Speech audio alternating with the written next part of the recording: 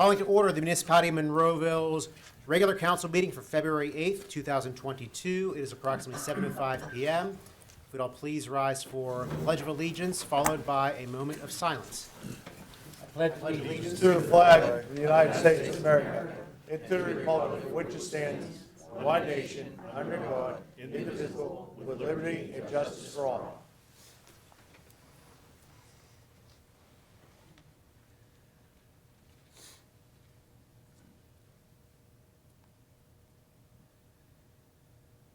You may be seated. Roll call, please.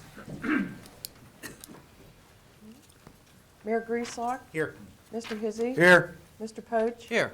Mr. Stevenson, Here. Mr. Wolfram, Here. Mr. Adams, Here. Mr. Williams, Here. Mr. Biondo, Here. Mr. Little, Here. Mr. Ratcher, Here. Ms. Rock, Here. Mr. Hugus, Here. Mr. Sedlak, Here. Mr. Weldon. Here. Welcome. We're going to start our meeting off with a public comment period on proposed agenda items only. So at this moment, you'll have time to address council. We always ask to have a time limit for your comments that allows the meeting to move forward at a good pace. But once again, this is only for agenda items for this evening. You will have another opportunity at the end of the meeting to address council on any municipal item. So if there's anyone that has signed in already, now would be your time to address council. Has anyone signed in yet? The agenda item is for Clover, is that correct? Is that an agenda item we're allowed to speak on? Absolutely, yes. Okay, And if you don't mind stating your name for the record, I please. sure will. My name is Patricia Rogas. I live at 306 Willow Hedge Drive. I am the third house from the end of the street, adjacent to the property in question, the airport property / the Clover development. Let's say, for example, that I'm in my front window and I'm looking out across the street to my neighbor Linda's house. And she's walking out to get her dog. How many feet would you approximately think that could be? The answer is 125 feet. That's exactly the distance that was stated by Mr. Jack last time for the development from the end of my property to the corner of their building. Exactly the same distance as to my neighbor's front porch. I think that's very short of a distance, number one. And number two, when this was brought up to council for the proposal to be voted on by the council last year, when they talked about the rezoning, they at that point mentioned, and in the minutes of May 11th, 2021, the dimensions stated there were 175 feet at one point and 180 feet at another point. So there's a definite discrepancy of 50 feet closer to my property than there were when this was proposed and it was voted on for rezoning. I don't really think that's right, and I think they should be held to the proposal that they originally made and move it back. They should have to move it back and preferably move it back as far as they can. So from my front window to my neighbor's front porch is the same distance as this will be from my back of my property to their 3-story huge building, which, according to their renderings that they shared with us at that point, looks like this. A big white building is what they had at the handout that we received. That's what I'm going to see from my backyard. And actually probably closer to that. That's exactly what I'm seeing. Can you put that on the screen? I'm not sure how to do that. Just set it right on that. Right in the middle here, Yep. this direction? Well, yeah, I Nope, guess you had that it way. right. There you go. And he'll zoom in.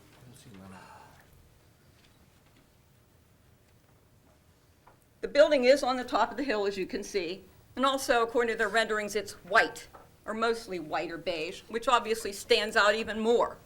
So in a request as well, could we at least make it dark brown or dark gray, so it's not quite so ostentatious behind my property as well? Preferably, I think it shouldn't be voted on, and I think there needs to be a lot more discussion on the fact that this was moved significantly closer to us. That's topic one. Topic two, I know we brought this up last week, and there was a lot of discussion on the flooding, and I'm hoping that a great plan will be approved to continue to prevent flooding behind our property. Topic three is the telephone poles. There's a significant row of telephone poles on the airport road. I don't recall were talked about. If they were, I'm very sorry I missed that. One of those poles was actually replaced this summer. So who is going to be able to, if they close Airport Road, who's going to be able to get to those telephone poles? Are they necessary, or are there plans to take those down? I really don't know, but I think we need to have that topic answered and addressed before any vote can be taken as well. Next topic is variances. Apparently, a lot of times, builders, they request variances. How are we going to be informed about variances that they're going to be requesting? For example, like they just did here, and move the property significantly closer, so that we can go up and have a right to come to a meeting like this and present our concerns about those variances before they're voted on. My main concern, obviously, is the significant closeness, as I said, from looking out my front window to looking across the street at my neighbor's front porch and seeing them walk out in and out. That's the distance from my property to their property. I think that's way too close. As you may or may not be aware, Clover did go to Murraysville first before they came here. Murraysville had a lot of discussions on this in 2020. You can read their council minutes as well online. And when they didn't go to Murraysville and get it approved by Murraysville, one of the questions that was addressed was density that's on their thing. So I'm very concerned about the property, I'm very concerned about the density, and I'm also hoping that you don't vote for this plan until there's resolution on the movement further away. Number two, the airport road, which I don't really, the easement is not on my property, and I really don't want to have any control on that airport road. And number three, also the ability to decide what's going to happen with a lot of the other topics that are here. I think this should not be voted on and not be approved this evening. Thank you for your time. Next speaker.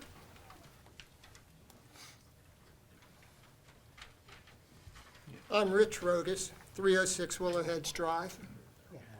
And I too have had it up to here. I've had it up to here. And I've just had it. I've had it with the meetings, and I've had it with the emails, and I've had it with the telephone calls, begging people to just listen, begging people to listen and put themselves in our shoes. I'm just had it. And this location of the building has just pushed me right over. I mean, I heard last spring, I wrote down on my sheet and I looked in the minutes, it was 180 feet from our property to that building, 180 feet. And another place in the meeting, it said 175 feet. And the drawing that was shared with me yesterday showed 145 feet. 145 feet, 125 feet. 125 feet. 120. Do each of you know how much 125 feet is? You've all played baseball. If you stand on home plate and you run down to first base, that's 90 feet. 90 feet just to run down to first base. If you overrun it a little bit, that's 125 feet. Your teammate can stand there right outside of first base, and you can see the letters on his shirt. You can see what kind of shoes he's wearing. You can see if he has a glove on. He can put up a finger, and you can see at 125 feet, it's nothing. 125 feet is nothing. I'll tell you how I feel. I feel betrayed. I feel like I was misled by that 180 feet. I was misled. And I'm not happy. I'm not happy with being misled on that information. Now, you can do the right thing. You really can. You can do the right thing. You can have the building. You can have the taxes that go with it. That's a win for Monroeville. Clover can have their building and their revenue. That's a win for them. All I'm seeking is a small win, a very small win for the residents here. A very small win is to get that building back to where it was proposed to be at 180 feet. That's the very least that any of you could do. If that building was 125 feet in your yard, or 100, Joe, 125 feet there, Tim, 125 feet in your yard, would you be approving that, Bob? Would you be approving that 125 feet, the distance from a home plate to just beyond first base? Really? think about that, please, I am again begging, I'm on my hands and knees begging for your consideration and your strength and your courage to have that building moved to a fair and reasonable location away from these buildings, away from our homes. Thank you.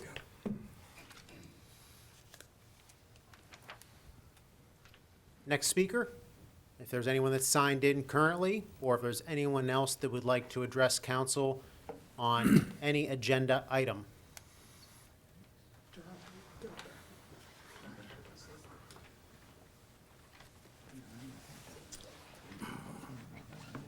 My name's Jerome Schaefer. I live at 328 Willowhead Drive. Been a resident of Monroeville for 44 years. Mr. Schaefer, did you sign in? Are you signed in already? Yes, I am right here. Okay, thank you. I just want to make sure it was on there. Yeah. Great. And same concerns I have as Rich and his wife, and we have had in the past few months here. Just some concerns in regards to the closeness of the building and the type of buffer zone that Clover said that they would put up, some trees and things like that. We should have some type of natural green zone, I would assume, as a municipality would put into place to keep, especially a residential development away from a development like this. But, you know, with the closeness of this now, we're gonna kind of get rid of that. We have a natural buffer there as it is, probably about 50, 100 feet of natural trees and some growth. And, you know, I mean, if we could make an agreement with Clover to maybe keep that natural, we won't have to worry about planting trees and things like that. And of course, when you plant trees, you know, you're looking at, you know, what, 20, 30 years of maturing, and I know I won't have to worry about that. So that's one of the considerations. The water, the flooding, of course, is definitely a consideration. You know, in the 44 years I've lived there, we've had a little bit of flooding, and, you know, the direction of the water is gonna probably be affected by this new building and how they kind of capture any kind of runoff. We'd like to have more of a concrete answer as to how they'll handle something like that, because I don't know if they have ever been, or anybody any of you have been there during a rainstorm, but the road actually gets probably maybe a good foot of water on it and just runs down the road. You know, sometimes it does leak into the backyards of every house there, because it's all probably 20, 30 feet lower than the road, almost every property where that road runs. So I'd like, you know, a little bit of consideration and find out exactly what the plan is for flooding. That's a question as well. We talked about the size of the building. I was just curious as to the type of light and noise pollution from that building. Is it going to be very well lit at night so that, you know, when you look out your window, you're looking at a very bright object, you know, behind you? The noise pollution, you know, in the past few years with the pandemic, deliveries have increased 25 to 30%. And we're talking about, you know, UPS, FedEx, people that get deliveries for food. So there's 122 residents that are going to be in that facility. And I'm not saying everyone's going to be getting a package, but just look in your own neighborhood, how the package deliveries have increased in the past 2 years. I mean, our neighborhood is just phenomenal, the trucks going in and out of there. So that's an issue as well, the noise pollution. And one of the, I believe it was at the planning or zoning, that they made a comment that when Clover was talking about putting a sidewalk in, they said, well, you have to have a sidewalk, and the consideration was maybe across the street. And one of the members, again, I don't know if it was planning or zoning, said, boy, that Logan Fair Road's very dangerous, so, you know, you have to be careful. Well, of course, we know it's dangerous. We've lived there so long. So with the increase of the deliveries, 122 people going in and out on a daily basis, you know, that road is dangerous. You know, it's dangerous before all of this. So, you know, we need some additional monitoring or some help. I know a study was made, but, you know, the study that I looked at really didn't take into account any of these items as far as additional traffic on that road. It's a narrow road, no sidewalks. So, you know, that's a concern. You see people jogging and walking on that road all the time. So I just hope that, you know, you guys take into consideration some of these questions that we have as a neighborhood, and hopefully we can come to some kind of a good agreement on that. Thank you for your time. Next speaker?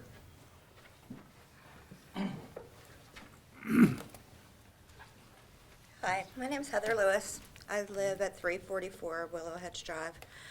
I agree with all my neighbors. I'm here in support of all that they have said. I also would like to know if there was a resolution with People's Natural Gas and the gas regulator station, whatever it is. It's directly behind my property, and the access road to that coming from the parking lot of Clover. I know that Clover said that was possible. And I think just keeping that road open as a right-of-way of any kind is something that we need to look at and have permanently closed to any traffic. I know at the meeting on Thursday, there was a lot of mention of the traffic on that road. There's a lot of people that fly up and down that road. Kids, people just going and dumping dogs and garbage and quads and motorcycle riding. And so somehow to get that road not an access for People's Gas or any kind of access road, and just to close it is something I would like an answer to if somebody at People's Gas was going to be in contact with somebody. So that's really what I'd like to know as well. Thank you. Thank you.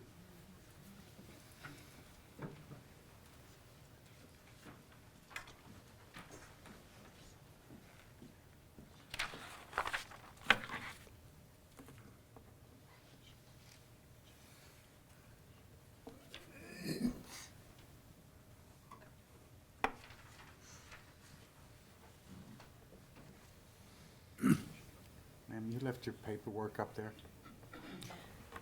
Good evening, Georgiana Woodhall. I had some questions in reference to this development. Have they submitted to you a stormwater management plan designed from their landscape architect, a sediment plan? Has any of that been submitted and reviewed by all the members of council? Yes. It has, okay. Was it submitted to Allegheny County, and did you get comments back from the county? Yes. And did each member of the council have the opportunity to review those comments? Well, council doesn't review stormwater management. The engineering company reviews the stormwater management plan. Okay, well, the comments from the county, are these accessible to each member and given to each member of council? I'll wait until the developer comes up here and Mr. Wilden comes up here, and we'll answer everybody's questions all at one time. Okay. I had been asked if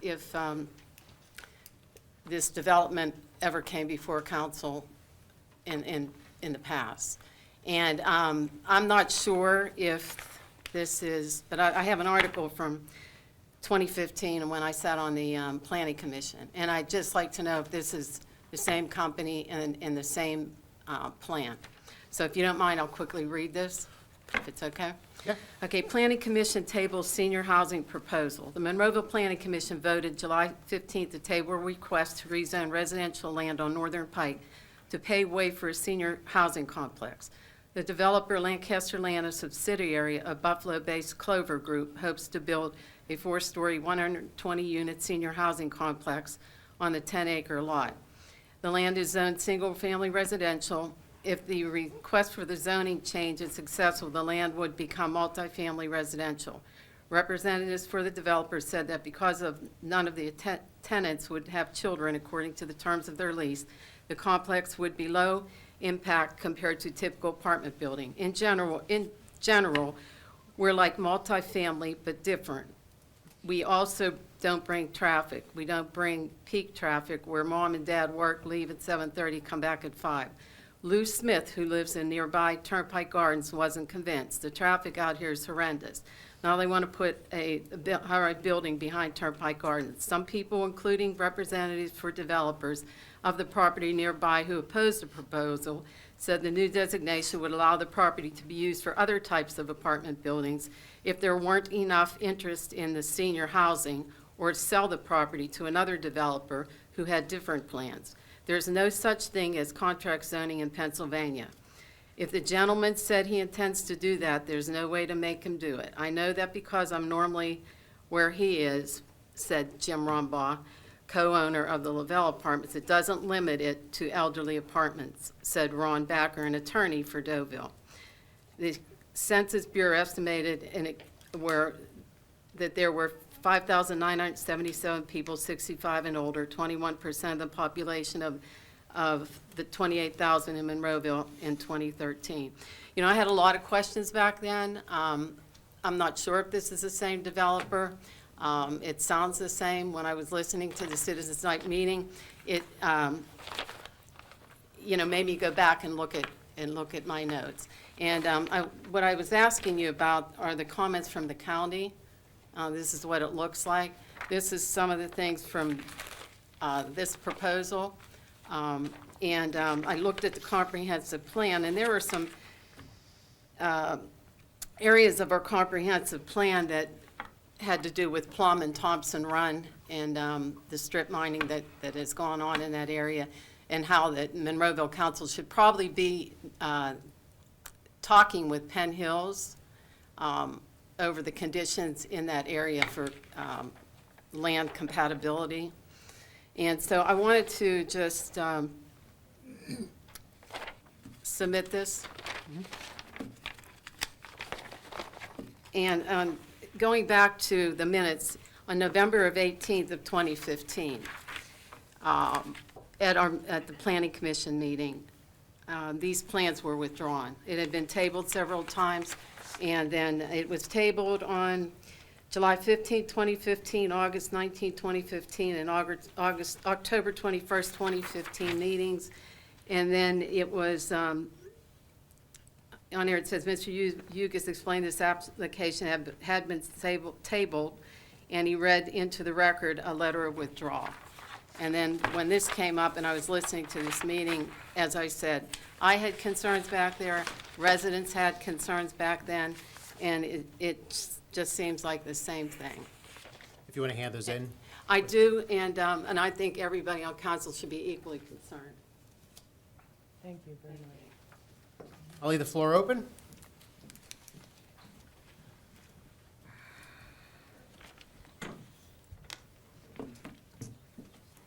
Good evening, gentlemen, ladies.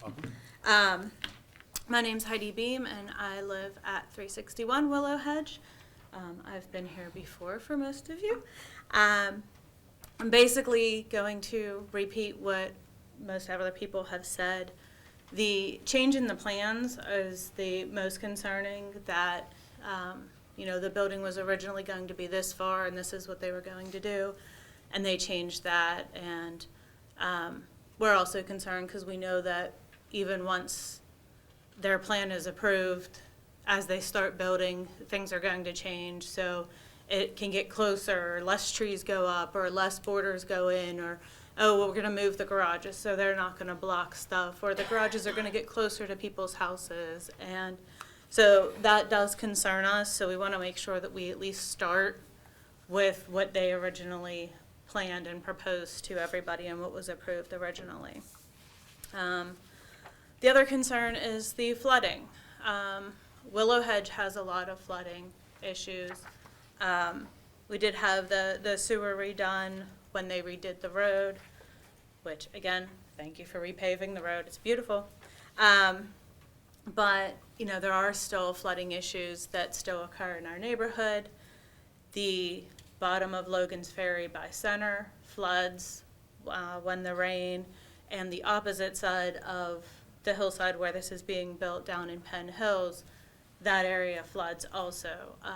You know, we have signs up now because we can't actually fix the flooding that just says, hey, the road might flood, so don't drive through when it's flooded. So, you know, we need to actually fix these areas, and this is going to cause more of that. And I know what they proposed was that they would have a retaining pond, I believe, and then also try to just run the water away from their building, which is really going to make it away from their building closer to the Willow Hedge and the Maple Crest neighborhoods. So that's not really helping in that issue for the personal residents. Will then have to deal with this extra water that's being pushed closer to them. Cars are an issue. the plan that they're proposing is, their property is up on a hill. So up on this hill, we have, can be seen from a lot of areas, it's going to be 3 stories, but their parking lot is also going to be up on the hill. So the houses along Willow Hedge are a little bit lower, so the headlights of people pulling in and out of the parking lot is going to be shining right at their window level, as opposed to like the street level where you're used to seeing cars. They are going to be up in the air, so they are going to travel farther. Just people coming in and out of the entrances, parking in the parking lots. The parking is around the outside of the building and outside of the property, so that's even closer to people's houses. So headlights at night is going to be an issue.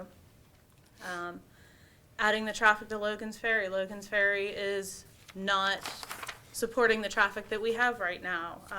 Intersections on both sides of Logan's Ferry are very dangerous. Just the intersection at Logan's Ferry and Center is a very dangerous, accidents happening all the time. It's a crazy little intersection with these cars, and there's only stop signs on the 2 side roads and not on Center, so there's a lot of traffic there. You go at rush hour, traffic's backed up the hill, traffic's backed up on Center, people are turning, especially during rush hour, but even off rush hour, when Clover likes to say that their people will be out and about. You go there at 10 o'clock in the morning, you still have traffic backed up, you still have issues there. So that is still an issue. And the other major concern that we have is that there is no limit on the type of residents that you're going to welcome into this building. Like, yes, they're saying it's seniors and, they won't have children. Well, my aunt and uncle live in a senior housing, and 2 of my cousins live with them. They're nowhere near seniors. So, there are exceptions that happen there. So we need to maybe not rely so much on, it's senior housing and they're not going to be driving as much. Seniors are still active. I mean, they're only 55. We have 75-year-olds that are active, driving every day, going places, playing sports, that just because they're over this age of 55 doesn't mean that they're not out and about in the world. They're not working. I mean, there's a ton of 75-year-olds out there that are working every day, so they're still going to be doing this. So that the age limit really isn't working for, they're not going to be going out there. It's not like they're just going to be sitting there on the porch all day. So thank you for allowing me to address you. Thank you. I will leave the floor open for agenda items only. Is there anyone else that would like to speak about this matter or any agenda item this evening? Seeing none, we're going to close that public comment period. And I have an executive session announcement that council conducted an executive session before Citizens Night on Thursday, February 3rd, 2022, from 6 to 7 p.m., and before tonight's council meeting from 6:40 p.m. to 7 p.m. for personnel and litigation reasons. Council legislative action, if any, shall be taken at the Tuesday, February 8th council meeting this evening. Council, approval of the minutes is what I'm looking for. We have the Citizens Night meeting of January 6th, 2022, this council agenda setting meeting of January 6th, 2022, and the regular council meeting of January 11th, 2022. Is there a motion? Second. Motion and a second to approve. Any questions, comments, changes? No. Seeing none, there is a motion and a second to approve the minutes. Roll call, please. Mr. Hizzy, Aye. Mr. Poach, Aye. Mr. Stevenson, Aye. Mr. Wolfram, Aye. Mr. Adams. Aye. Mr. Williams. Aye.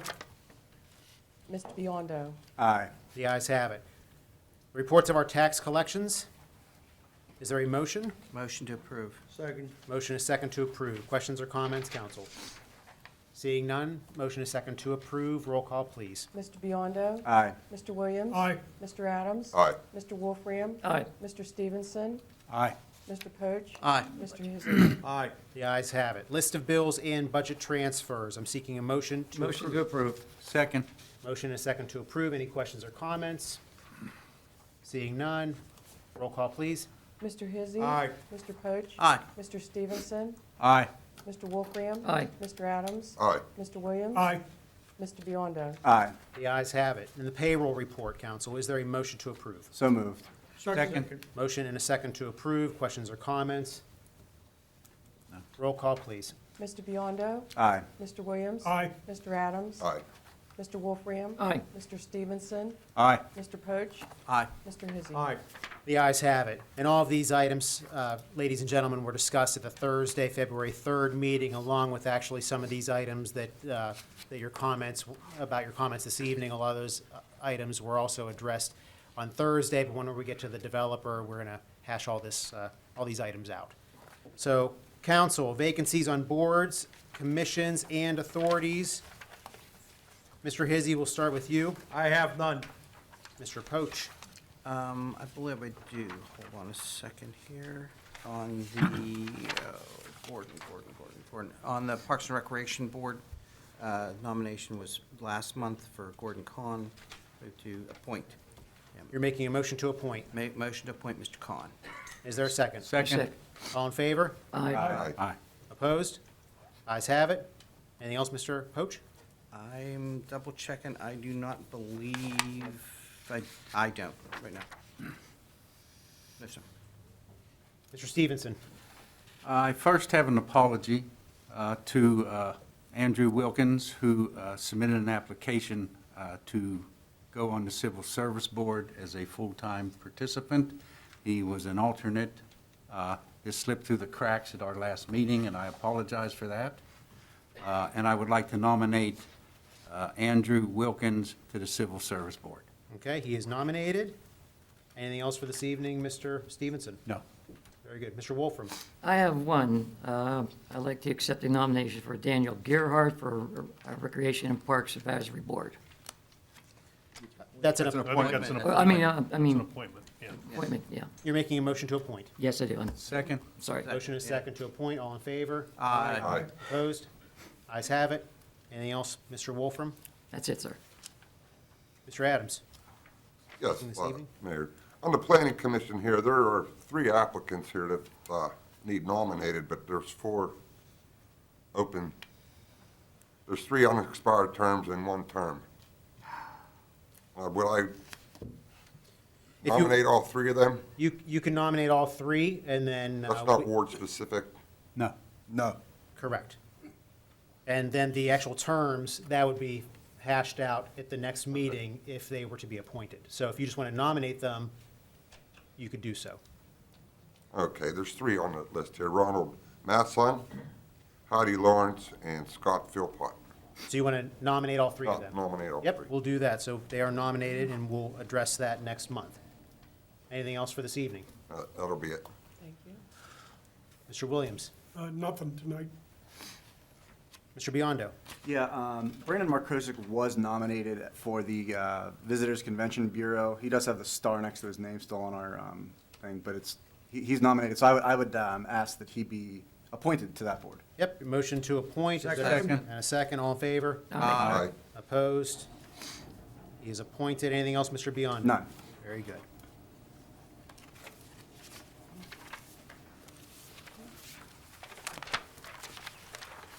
Council, moving over to your consent agenda, new business 21-9-ST Clover Communities Monroeville LLC. Mr. Little, please. Yeah, applicant is requesting a site plan approval to construct a 3-story, 122-unit senior apartment building and associated site amenities.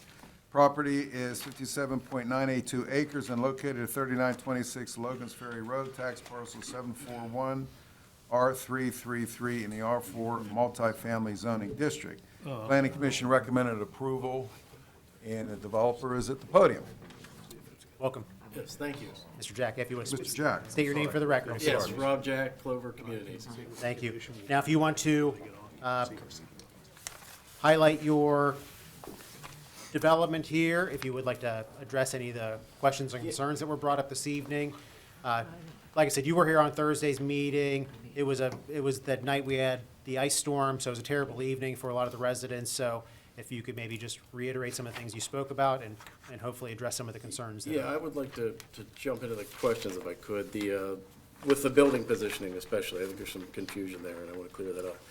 So when we were at the rezoning, we talked about the separation from the houses to the building being 175 to 180 feet. And that is still the case.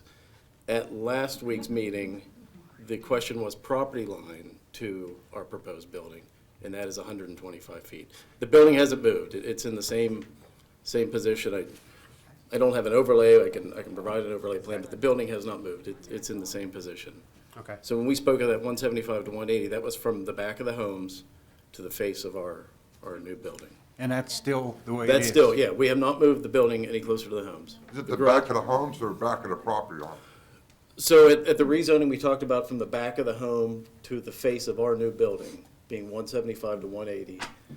Last week, we talked about the property line to the new building being 125. The property line's not 50 feet. So in other words, From the property line to the back of the homes is about 50 feet. yeah. No, it's 35.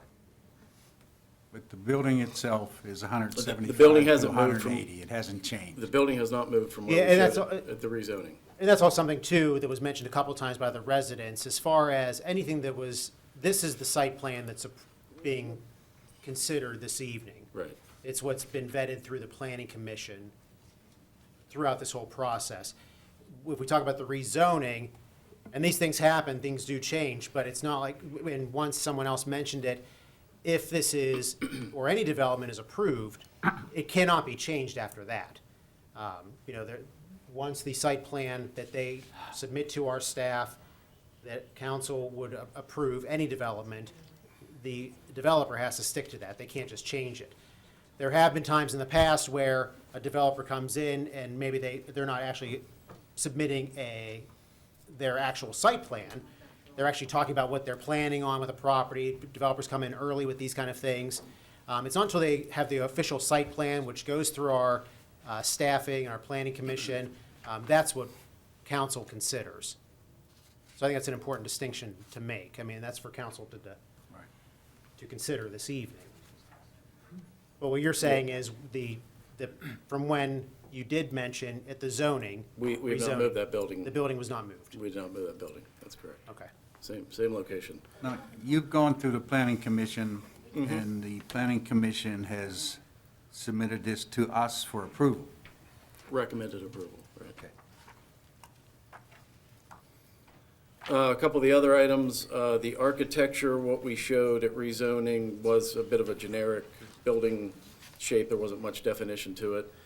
The elevations we submitted, which I don't know if we can put those up on the screen, show a little more color and building relief and texture and so forth. So hopefully that adds a little depth and perspective of what the neighbors will see. Flooding, I think we talked about that Yeah, Thursday. if you could repeat some of the stormwater things you spoke about last time Sure. about, I believe there's a certain percentage of water that's being collected. Yep. So we're going to reduce the amount of water going towards Willow Hedge. What's outlined in red is what's flowing to Willow Hedge today. The area shaded in green is what will be flowing to Willow Hedge post-development, after we develop. So we've reduced that area about 90%. We did discover a plugged inlet kind of behind the Rogus residence.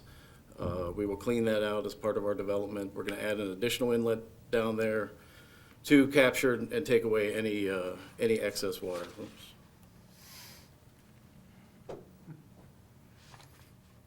So, but the biggest thing is that reduction of the amount of water that's going towards the residents. Again, it's a 90% reduction from what's going out there today.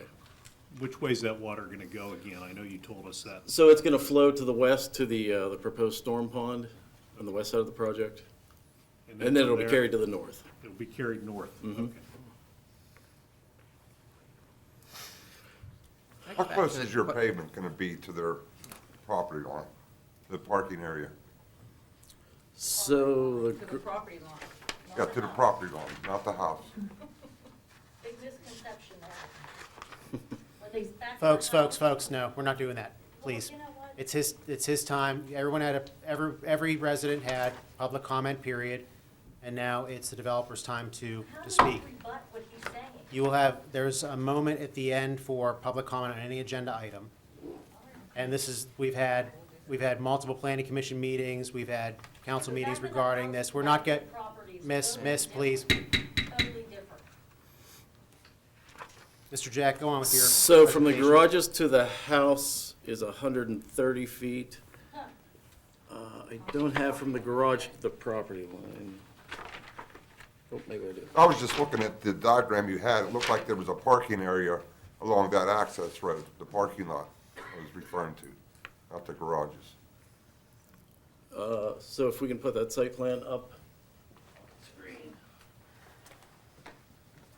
Is that what you're talking No, about? that wasn't it. This one you had on. From the garages to the back of the property, it says 82 feet. That's what I Okay. thought it said. To the back of the property line. So then to the house is that extra 50 feet or so, so 130 feet.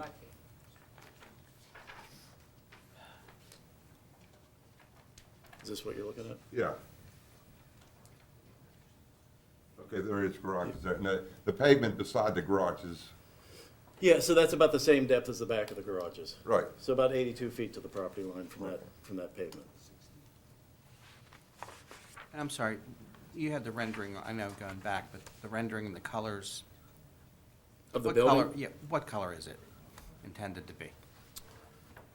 So it's got some gray tones, a dark blue, and then kind of an earthen brown at the building entrance. So it's not a stark white as No, in no, when sir. you showed us at the zoning? That's right, those were kind of a generic mock-up of the building. Thank you. The telephone poles along the road, that was a service line back to the airport. Those will be taken down. Those are on your property? Those are on our property, right. The idea of variances came up. We are not seeking any variances. We did have a waiver for the sidewalk before the council, but there's no additional variances beyond that. that are And being sought. variances would go in front of the zoning hearing board. They would all be done publicly. That was a question someone had. Right, Absolutely. yeah. Trying to think the other questions. Stormwater came up again. Dimension to the building, we talked about. People's Natural Gas, I still don't have verification if they do have access for that road. But we talked last week about putting a resolution in that we will not use that road. Correct. We're gonna put curb in front of that road to block that road off. And we will agree not to use it moving forward. And you would agree to have the gas company access their property from your property? They can come through our property. They can come through our parking lot, yes. So you have no issue with us closing the road if Monroeville at some point in time were to come Right. block the road? From our perspective, we don't have legal right to use that road, so, yeah, we're fine with that. Yeah, and that was something that was brought up on Thursday for the residents. It appears that that airport road is the ownership, it's the Willow Hedge community that owns it. So if, and it's one of these unique legal things, Mr. Ratcher, correct, that Yeah, there are two things there. There's a right-of-way that was part of the Willow Hedge plan when it was developed in the 70s. And then within the right-of-way, there's the actual pavement, some of which is on the Willow Hedge side, some of which, I think the pavement It now at the floats out, beginning is yeah. on your side, right? Right, Yeah, right. yeah. So the right-of-way, actually, though, the majority of the right-of-way The is. legally defined Yeah, right of way. is on the Willow Hedge plan. and then how could residents of Willow Hedge take action on that road? They could submit a petition to the municipality to, it's not a public road, so it isn't a matter of closing it in that manner, but they could by agreement agree to have it closed. Okay. Would the property revert to the Willow Hedge community then? It in all likelihood would, I haven't seen the title abstracts and so forth, but in all likelihood, the piece of the road that was directly behind everybody's lot who bordered that right-of-way would be entitled to that property back. Another question I have on these parking places beside the garages. If people head into that, the headlights are gonna be right over Willow Hedge. Could you put maybe a 4-foot solid vinyl fence in front of those parking places to stop those headlights from shining into Willow Hedge? Try to get the landscape plan. Look here, I can show you here if you. So we do have trees. We have a staggered row of evergreen trees behind those parking spots. Those spaces are going to be, significantly up above. Trying to think what the elevation will be there. That'll be about 1180. The homes are probably down to 1165 in that area. And the trees you agreed to plant were going to be 6 foot high. Right. Okay. And they'll be up closer to the parking lot level, so they should Okay. cut that off. And as far as the siding, could you use a dark brown siding where the white is instead of the white? So we don't have any actual white. We have a couple shades of gray and then some areas that are dark blue. The white from the previous images, that was a generic rendering of the building. Mr. Jack, could you speak to the light pollution or the lighting on the site? Sure. The lighting plan has been reviewed. There was a comment to add cutoff shields to the light fixtures, which we've done and resubmitted to the municipality. The light levels meet code. There won't be any spillover onto the neighbors. Certainly our residents don't like it very bright either, so, we tend to keep it focused right around the parking area and, not spilling onto the neighbors.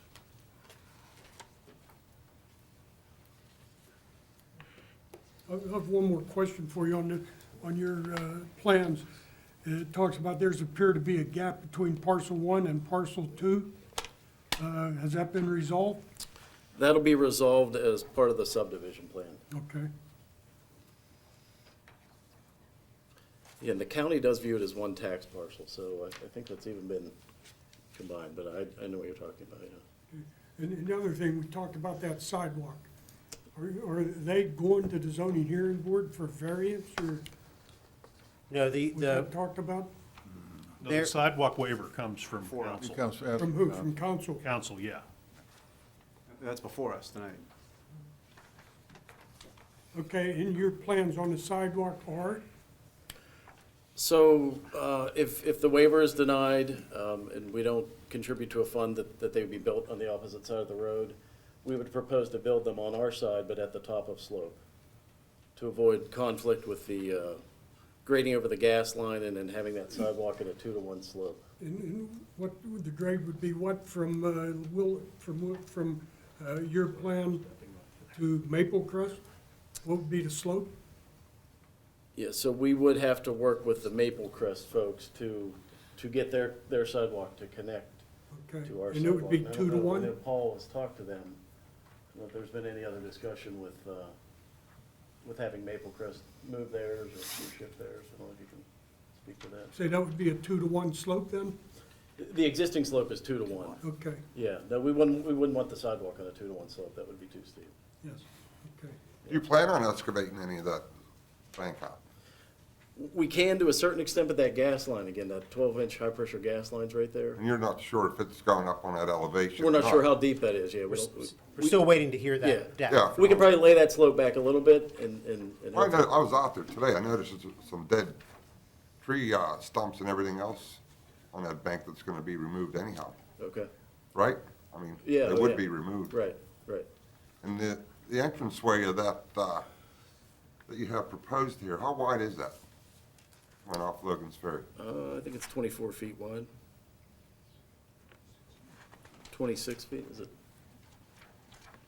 I don't have a dimension. The reason why I was asking, there's the municipal authority has a vault there. That vault serves the airport, and it's coming out. It's coming out? Yeah, the vault's electrical coming out. box is coming out? Yeah, with it? the water vault? Yeah. Yeah.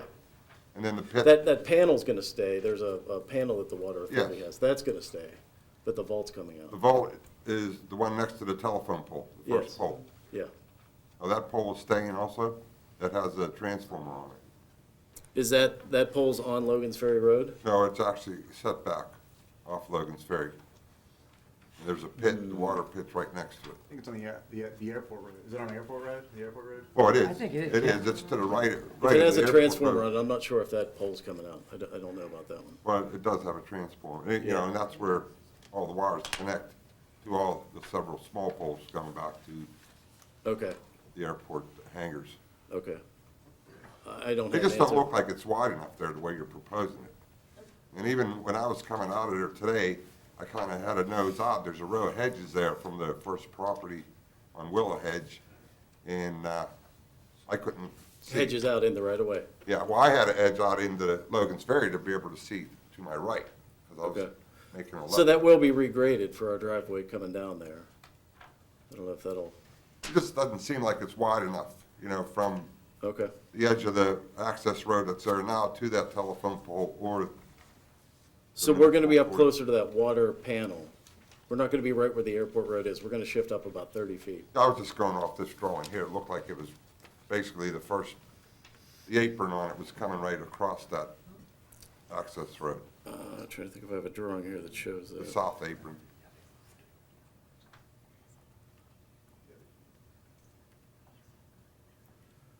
Yeah, the new driveway shifts about 30 feet away from the existing. If you go center line of the existing road to the center line of the new one.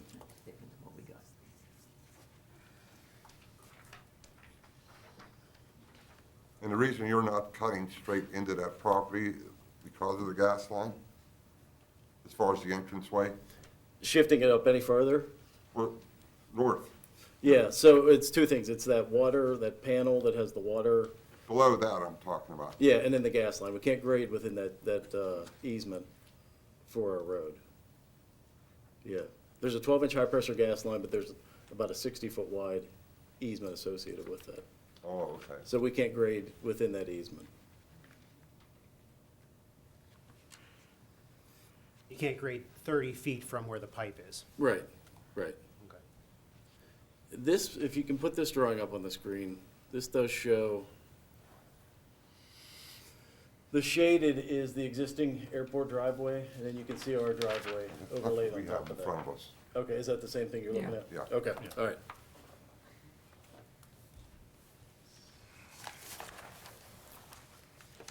So yeah, if the waiver is not approved, then we will build sidewalk at the top of slope. Outside of the right of way, out on our private property. I would like to hear a commitment from you that you are going to put sidewalks in on your side of the road. If, we've asked for a waiver, if the waiver is denied, we will put sidewalks in on our side of the road. Yeah, that'd be for council to put in the conditions if council decides to move on this item. And then council would deny then their waiver that they're requesting under resolutions, under your first resolution. But as far as a sidewalk commitment, we can make that a condition. It doesn't have to be exactly laid out at the time of the approval, because we're still waiting on the gas company. So if maybe the gas line is deeper than what we expected and they can grade there, they could put sidewalks there. If the gas company comes back and says that it's too close, then they could do it up on the hillside. They made the suggestion last time of putting the sidewalks on the opposite side, and I believe one of the residents mentioned that this evening. I think it was Mr. Schaefer. I don't believe that's a good option. I would encourage council not to go with that route, but I think we could, and Mr. Ratcher, if you could help me with the way to work this out, we could make it a condition that we wouldn't, they can move forward, if council decided to move forward on this project, as far as sidewalks. Yeah, you can approve the site plan, and a condition of development can be that they don't get occupancy permits when they finish construction until such time as the sidewalk's constructed according to an approved plan that is approved by the planning department. Okay. Mr. Wilden, if you don't mind coming up for a second.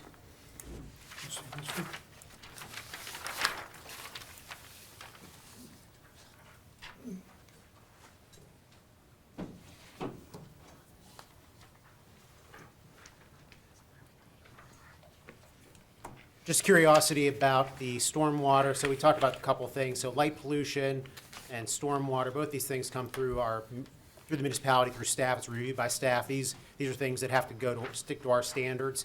As far as the stormwater, there was mention about, did the county have any kind of feedback on this? We haven't seen the comments from the conservation district at the county level, but the municipal engineer has reviewed the stormwater plan and approved it. And it follows all of our standards? Correct, and it will be an improvement for the Willow Hedge plan. Okay. All right. Council, does anyone have any questions for Mr. Wilden while he's standing up here? So he's not going back and forth? Yeah, I mean, I would just ask, have you had any more discussion with, I think you were shaking your head back here, but have you had any more discussion with the Maple Crest plan about coordinating with sidewalks with Clover?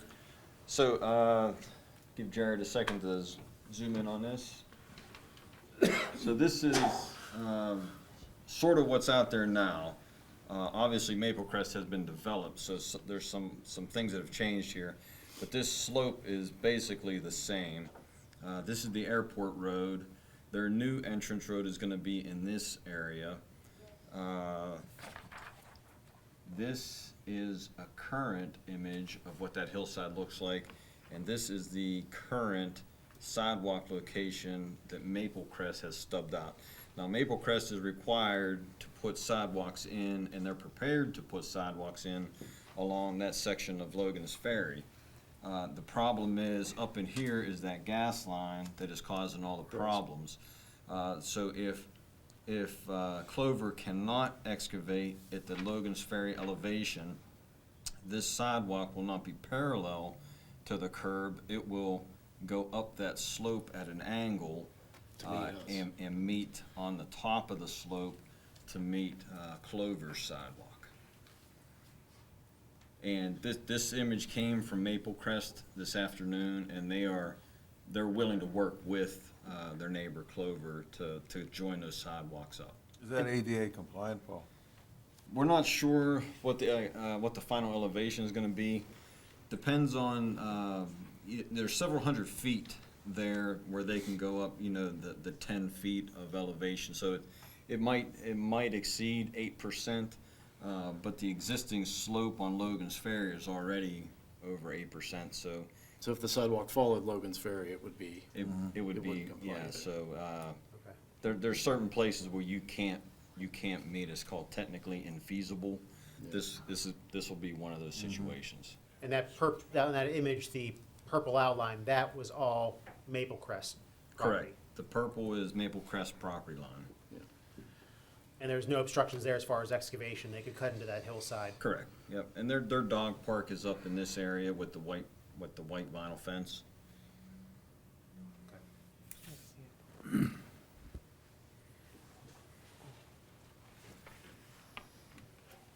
Council, any further questions for staff or for the developer? Where's the 12-inch high-pressure line out going under the building? It doesn't go under the building, it goes behind the building, it follows the property line. Oh, okay. If we could get a picture of that up, actually, Mr. Jack, you just take that map, Mr. Adams, if you could just maybe just outline what you just showed him.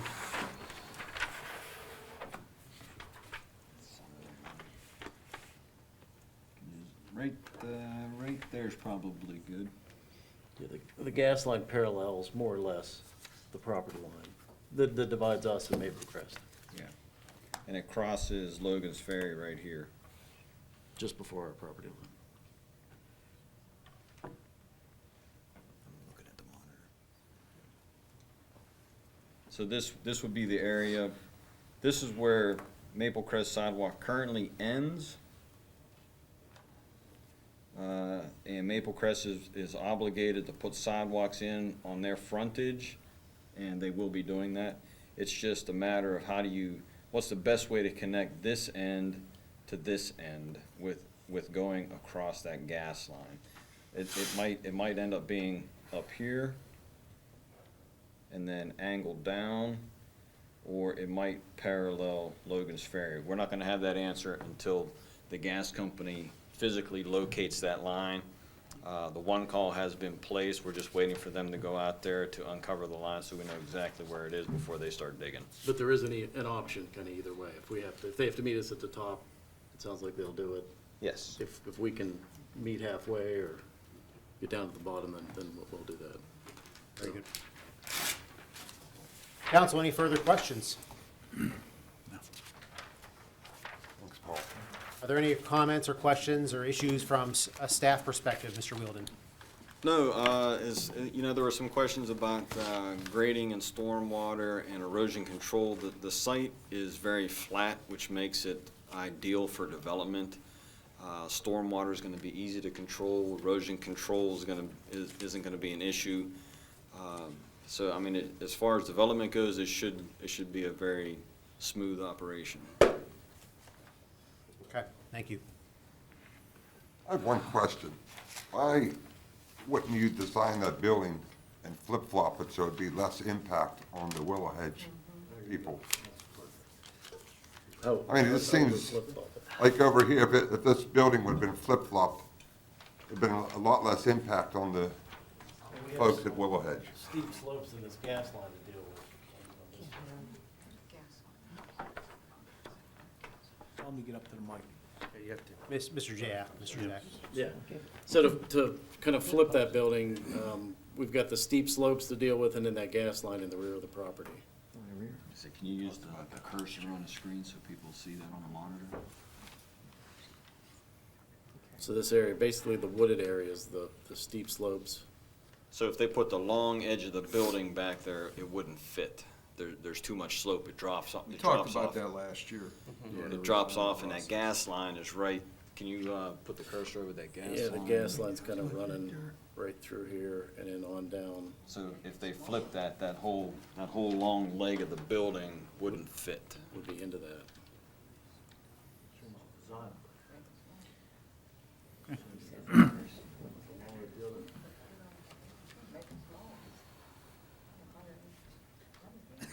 Council, any further questions or comments about this matter at this time? About how long do you think construction would take if this were to be approved? About 14 to 16 months total.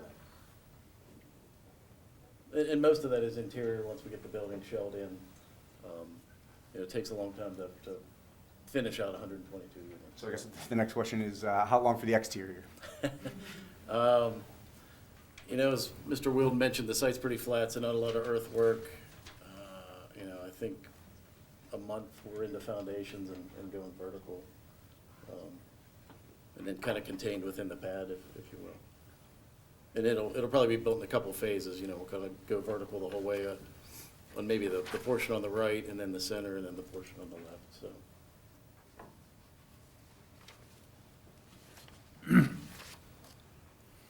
Council, any questions, comments?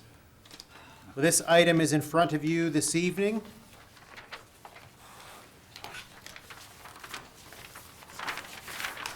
Is there going to be any action taken on this item? Make a motion to approve. There's a motion to approve. With conditions? Well, is there a second? Well, we'll get, I don't know if the motion has conditions.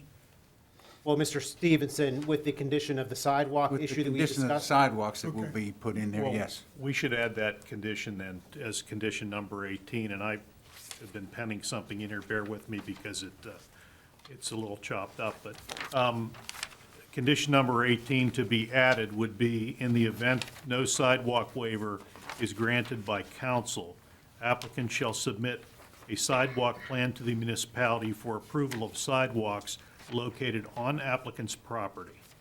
No occupancy permit shall be issued until the sidewalk plan is approved. Should we vote on a waiver first?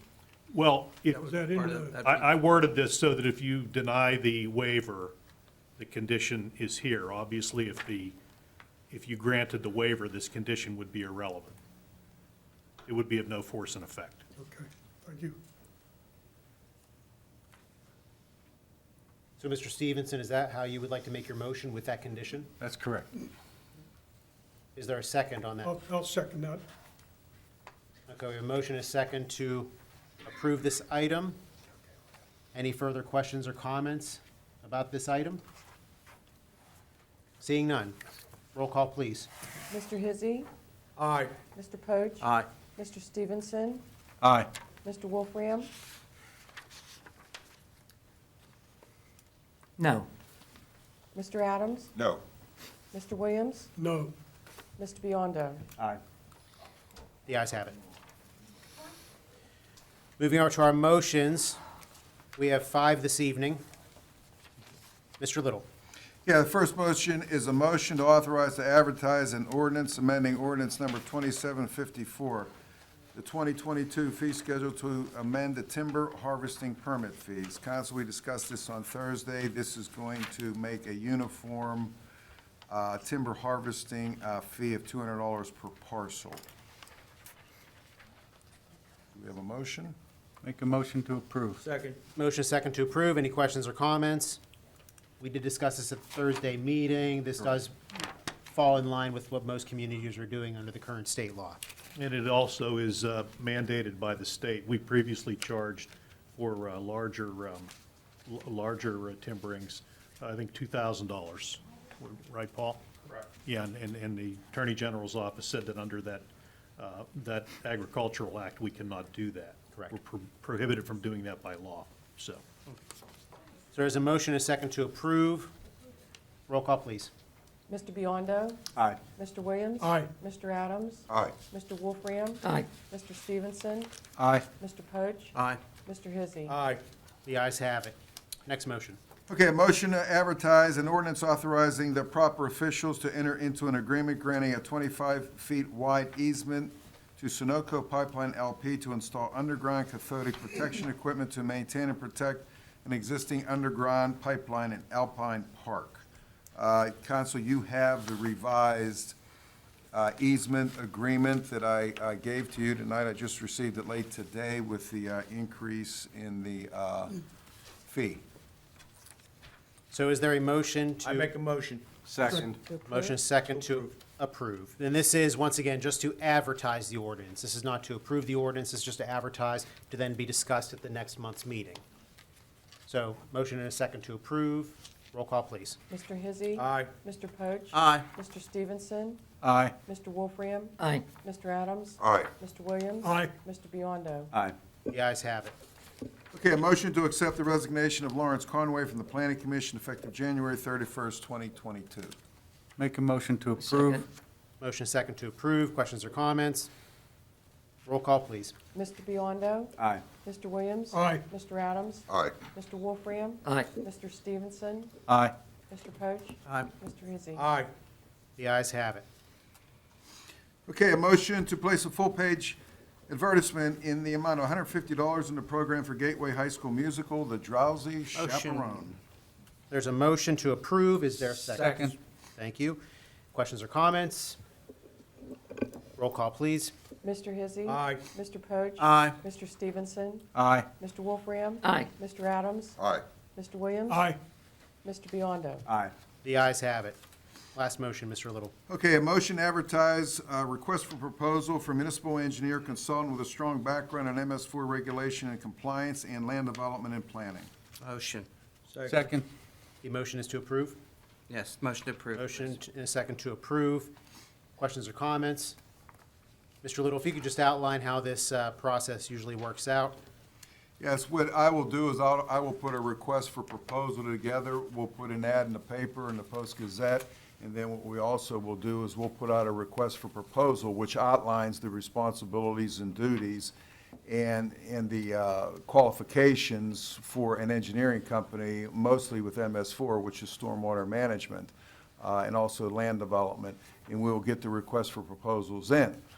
And in most cases, your lower bid, but this is a request for proposal. It's not a sealed bid, and it's more of a value and more of a qualification and more of an experience evaluation of the engineering company. So the low bid, just the hourly rate, low bid, whatever the case might be, is not necessarily going to get the contract. Okay, so that's Just one of the factors. correct. Thank you. So we do have a motion and a second to approve this item. Any other questions or comments? Roll call, please. Mr. Hizzy. Aye. Mr. Poach. Aye. Mr. Stevenson. Aye. Mr. Wolfram. Aye. Mr. Adams. Aye. Mr. Williams. Aye. Mr. Biondo. Aye. The ayes have it. Moving over to our resolutions, we have two this evening. Mr. Little. Yeah, the first one is the resolution approving a waiver releasing the applicant, Clover Communities Monroeville LLC, from installing sidewalks as required by ordinance number 1016 along Logan's Ferry Road. Make a motion, we deny. Second.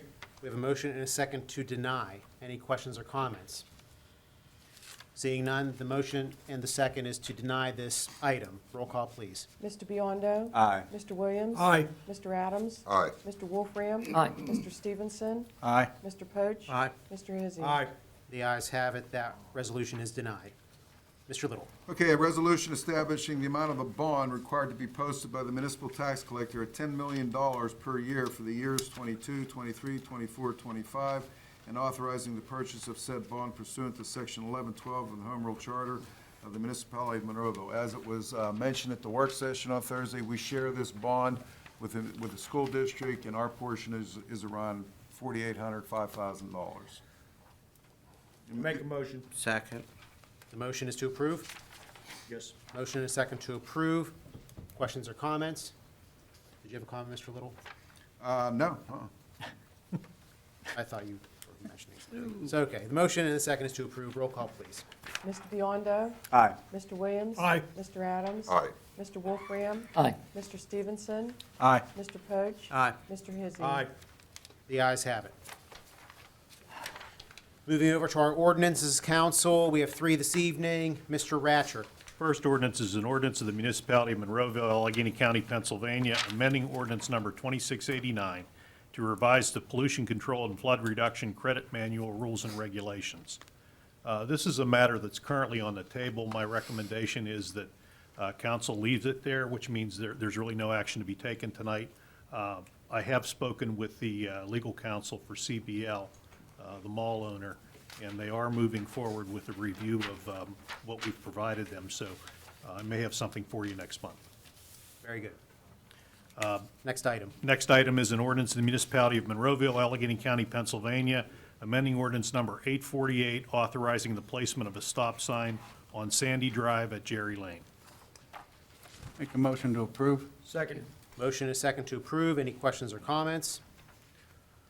Seeing none, roll call, please. Mr. Hizzy. Aye. Mr. Poach. Aye. Mr. Stevenson. Aye. Mr. Wolfram. Aye. Mr. Adams. Aye. Mr. Williams. Aye. Mr. Biondo. Aye. The ayes have it. Last ordinance is an ordinance of the Municipality of Monroeville, Allegheny County, Pennsylvania, amending ordinance number 2725, restructuring the membership of the Monroeville Zoning Hearing Board from 5 to a 3-member board. I'd like to make a motion, we table this item. There's a motion to table. Is there a second?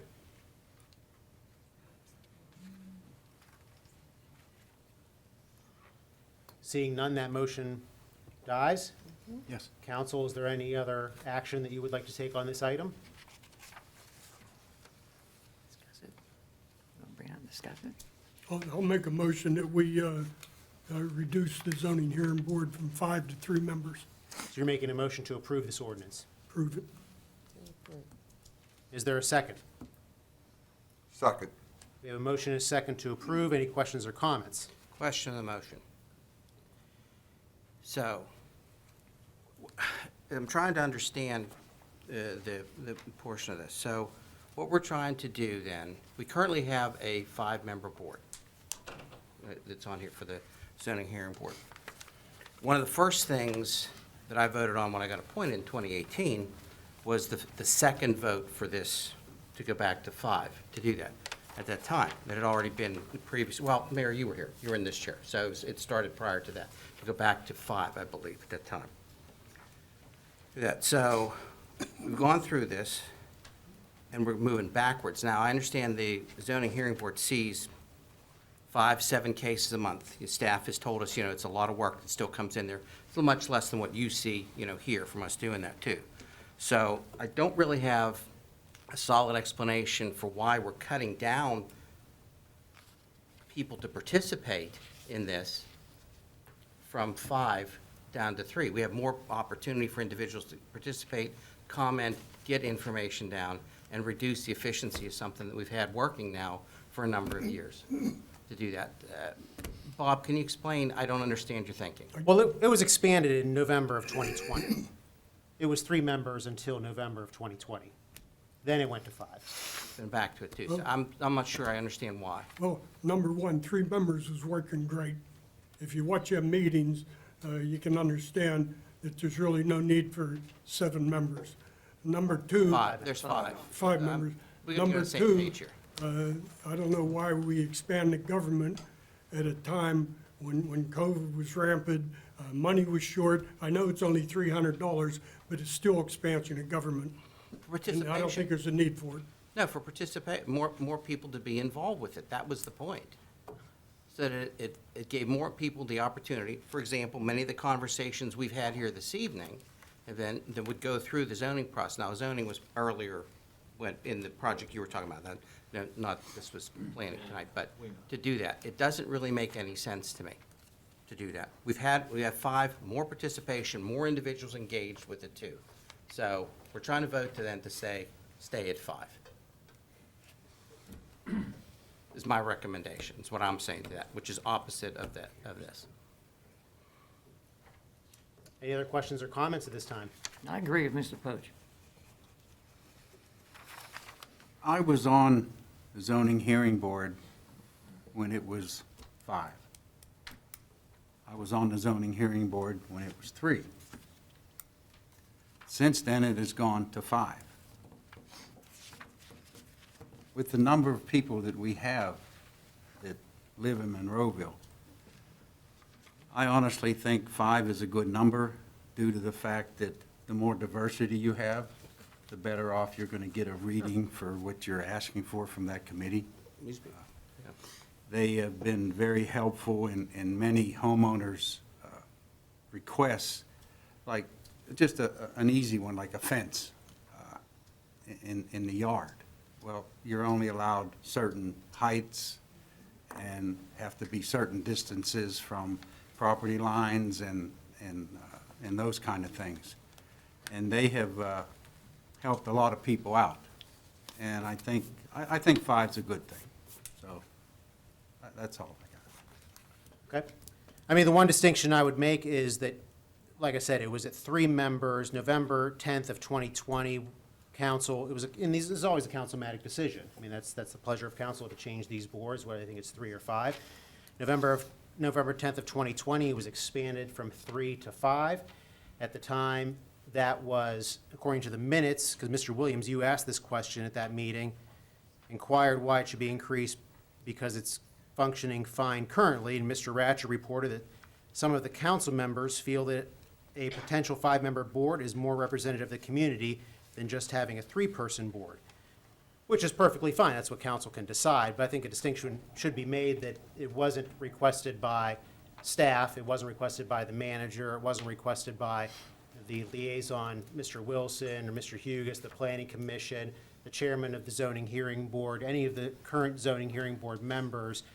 It wasn't requested, it was council at the time deciding to move it up to 5. So I think that's just an important distinction to make. As it's the same thing at this moment now, it's council's decision if they want to leave it at 5 or move it down to 3. Any other questions or comments? Seeing none, we do have a motion and a second to approve this ordinance. Roll call, please. Mr. Biondo? Aye. Mr. Williams? Aye. Mr. Adams? Aye. Mr. Wolfram? No. Mr. Stevenson? No. Mr. Poach? No. Mr. Hizzy? No. Ordinance is denied. Moving over to our reports of our municipal staff. Mr. Ratcher. Nothing tonight, Mayor. Thank you. Thank you. Mr. Little. Yes, I have 4 items on my agenda here. The first one is, one of the goals of our local government here is communicating with the public. And one of those ways we do that is through our website. And back in October, then support specialist, IT specialist, gave a demonstration on our website. and he took a job elsewhere. So at that time, Tina Mueller, our IT director, and myself sat down and reevaluated on what we were going to do moving forward. And this just isn't with the website, but how we communicate with the public digitally. And so I called some of my colleagues, and I gave council a list here of a company called Civic Plus, and we've had about 4 Zoom meetings with them. And I think Civic Plus is a good company to go with.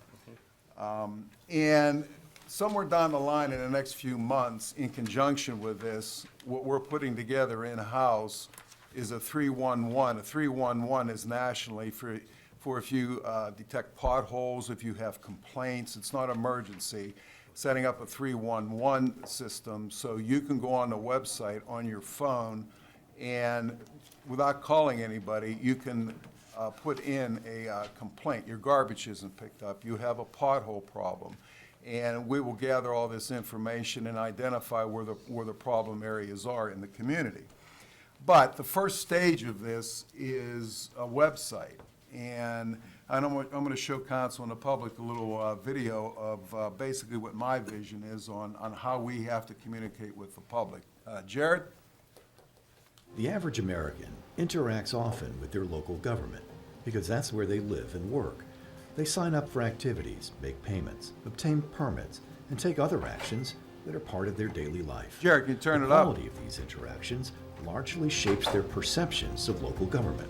While dramatic headlines and political debates have become the norm for American society, they are not always representative of the true citizen local government experience. Due to the pandemic, local governments had to adapt to this changing landscape where they couldn't interact with residents in person anymore. And so everything had to be online. And that accelerated what was already happening in local government, which was this transition to online civic interactions. Being able to not have to go to City Hall, being able to have council meetings that are virtual. I think those will be changes that'll last well beyond the pandemic. Government forms can be complex, right? There's a lot of steps in applying for a building permit. You have to fill out a paper form, go bring it into City Hall. You have to figure out what department is it in. Is this in the fire department or is this in the building department? We have to make it available so that citizens can be able to access what they need when they need it. I want to sign into one place. I don't want to have multiple logins to interact with my rec department and to report a pothole and to get emergency notifications when there's a storm coming. It needs to be personalized. That kind of history of all of my transactions with local government need to be captured in one place that's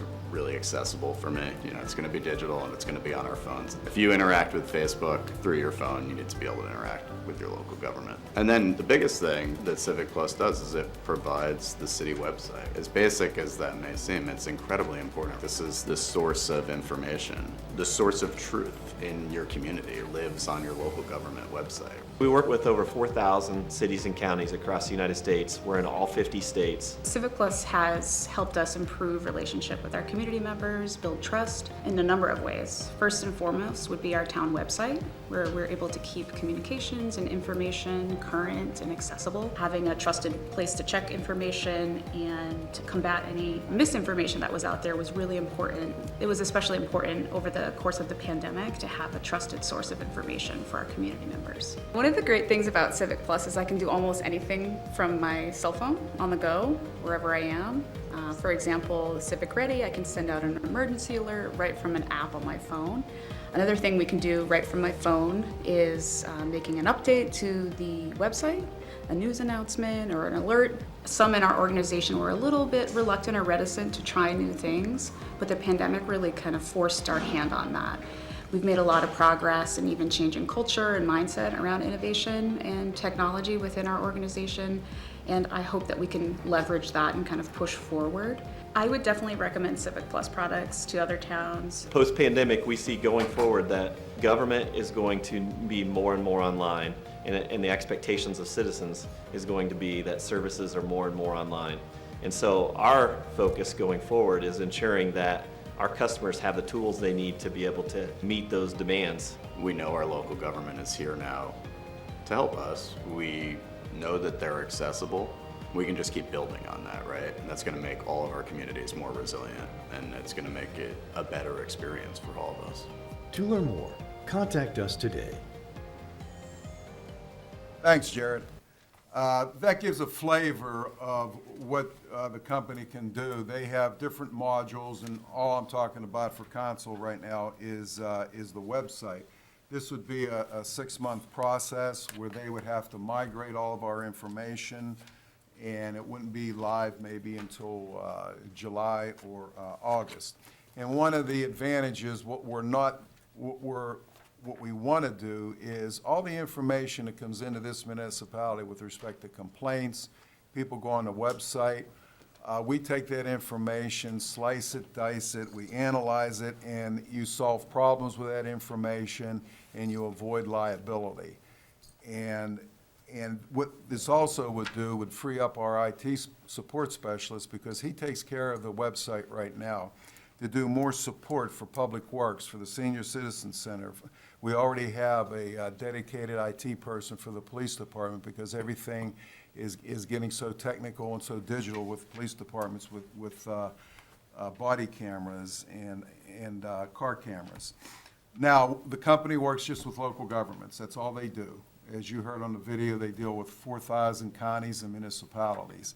That's all they work with is municipalities. So they know the business, and there's about 25 municipalities, there's a list council has here, that have gone with Civic Plus. Mount Lebanon, Cranberry, North Huntington, there's a whole slew of them. So what I'm proposing to council is to move forward with this. Now, the major cost would be up front in the first year, and that would be about $26,000, and that would be for the labor intensiveness of moving and everything migrating, and that would be taken out of capital. From then on, it would be about $7,000 a year.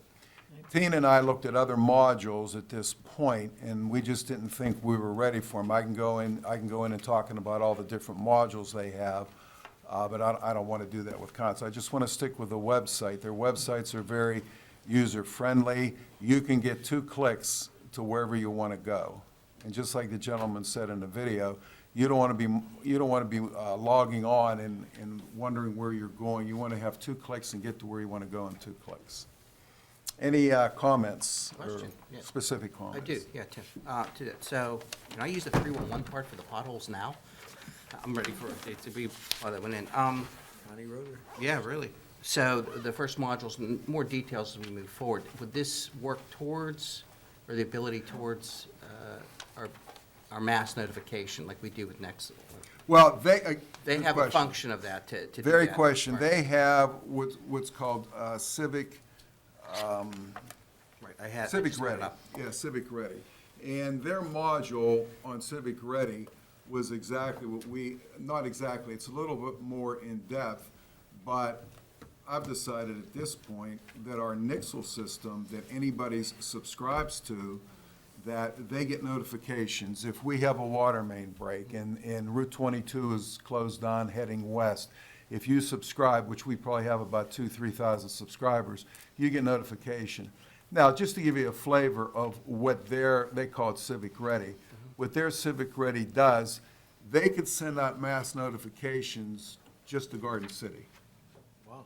Okay? So they're They using can the do that. antenna. They can That's send, they the can next pinpoint question. blocks. Yep. And that's just one aspect that shows you, but I don't want to spend the money for that right now. No. Is my recommendation to council. Oh. Nixle is serving us well right now. We don't need that yet. I want to take this in stages and phases. In the first phase is the website. The website, and then also the complaint line piece of that. Well, we're doing that in-house partially, and then what we're gonna do is we're using a kind of a watered-down version from them. They have a module called C-Click Fix, and it was too expensive. It was about $18,000 a year. And I just thought it was, and they base it on population. Zelienople Borough has it, and we had a conference call with them, and they're charged much less because they're much smaller than us. So we're working with the staff on the GIS, Mike Wozniak, and he's putting a program together that's gonna work. The same thing Hampton Township has. It's gonna meet our needs. It's gonna be a lot less expensive.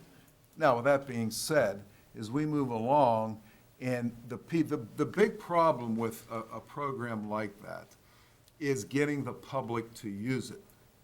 And if we can get the public to use what Mike Wozniak is putting in, instead of calling, my garbage was missed calling, you go on your mobile phone, and all you do is boom, boom, boom, and it goes right to the person that is gonna get your garbage.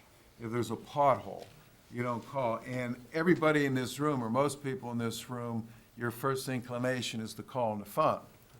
And everybody here knows you call up a complaint to a private company, a telecommunication, Verizon.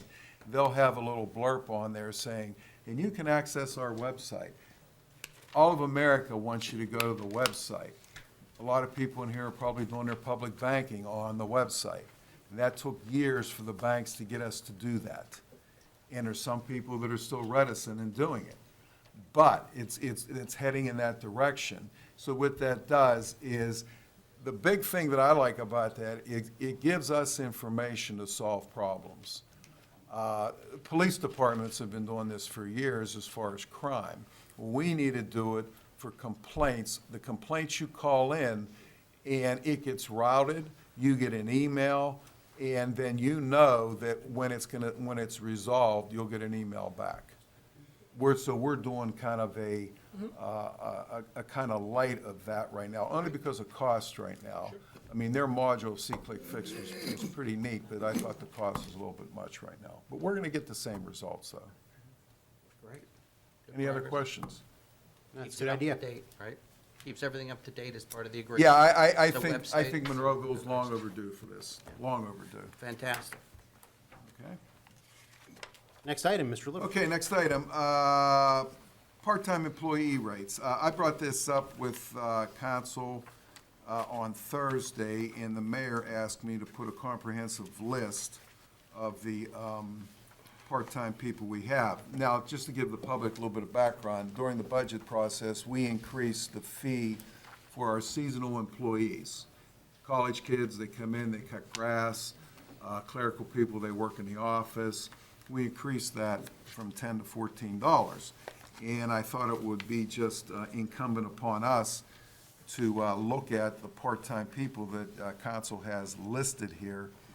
And now, Mr. Little, just to be clear, so what was approved at the budget time for these summer employees, those are all only summer employees? Correct. Those are seasonal employees. And they all have to be enrolled in college? Correct. Correct. So does council want to discuss this? Do they want to, what would you like to do? Yeah, the issue I had overall was just that we have current employees that aren't college kids, that are, they're adults, and they've been working here. Some of them are operating cameras right now. We have them at the we did have them at the library. Not until they anymore. We used to have them at the Used to have library. them, not anymore. But we definitely have them in the rec department. We have them at the senior center, and there's some other ones sprinkled around the municipality. But I think that's where we should, if we're going to make a change, I think that's where we would start there first, with people that are currently working, as opposed to our college kids that we're bringing in, or in addition to. But I don't think we should do just the college kids and then ignore the people that are currently working here part-time. I don't think that's right. So, council, your thoughts? Well, can the budget absorb it? Yeah, the budget can absorb it. We might have to make a budget transfer as we move along here. And we hire seasonal employees. If, for instance, we don't spend enough money in that area, which, it's money well spent. And where we're under budget in one area, we'll just have to make a budget transfer when we start filling in, and these start building up through, we get into August, let's say. And we just might have to make some budget transfers within that department. Do you want a motion for that then, to get all of them, to get our, all employees? My recommendation would be those ones that are at $10, I would increase those to $14, just like you do the seasonal employees. I mean, like the mayor said, it's not fair. Yeah. You have what you may call full-time, part-time people. They work year-round part-time people, where we have seasonal employees, college kids coming in and making more money than the part-time. That's not right. Now, if it's a budget issue too, a council could decide to maybe not take the summer employees up to 14. We could, if you wanted to move money around, you could shave that rate down a little bit. Yeah, but we're gonna be in competition with everyone now, all the. Well, that's a good point. I mean, you know, they're definitely, that's- I mean. a lot of places are hiring at those rates. Hiring a lot more. Yeah. Go ahead, Jim. How many employees you talking about? Well, on this, that second sheet you have there, Bob, on the level one, these are a lot of the part-time people we have at the Senior Citizen Center and also, or not, excuse me, at the people we have doing classes down at the Senior Citizen Center through the Park and Recreation Department. And the level ones we have here are at $10. We have 8, there's 8 kids there. In the level 6s are $12, there's 7 there. In the level 9s, those are your supervisors, kind of, there's 3 there. Page from the back. So you're talking a total of 18 18 people. 18 people. Now, you'll notice here you have some at 10, then are 11, 12, and 15. I would commensurately bump the ones that are at higher level by $1 commensurately to 14 or 15, 16, whatever the case might be. is what Essentially add $4 to all of them. Yeah, exactly. Which is fair. Is that all we can afford to bump it up to? I mean, you can go to McDonald's and get $15, $16 an hour now. And I know Well, these people are that's- part-time. Well, we are going from $10 to begin with. so I think understand that, yeah. And if, 40%. well, I was just gonna repeat myself. It's a matter of just transferring around in the budget. Okay, well, We'll keep an eye on it. The department heads and myself keep an eye on that. And we get into July and August, then we may have to do some, maybe we won't. Maybe we won't get kids. Everybody's having problems hiring people, That's true. you know? All of these positions are people that live in Monroeville. Yes. We're Oh, yeah, assisting yeah, the yeah. community Right, by right, doing right, this yes, and keeping them here, Right, rather than having to go somewhere else and being away. So I think it's a great idea, Yeah, and it's I'm fair to good make with it. kicking it up. So Oh, definitely, definitely. Okay? So I'll make a motion that we, Motion as outlined? as Second? outlined, yes. Yes, To bump these all up $4 an Yeah, hour. across the yes, board. across the Okay. board. Yeah. Even There's a on, motion, a second, Who's second? to approve. Mr. Stevenson made the motion, Mr. Hizzy for the Okay, second. Thank you. All in favor? Aye. Opposed? The ayes have it. Very Thank good. Mr. Little. Okay, the next item under my report is, as I mentioned real briefly here Thursday, we have reconstituted the comprehensive plan meetings. Paul Wilden and I have attended one meeting, and with the manager, Alex Graziani over in Churchill, and Rebecca Vargo and Wilkins, we have a joint comprehensive plan with them.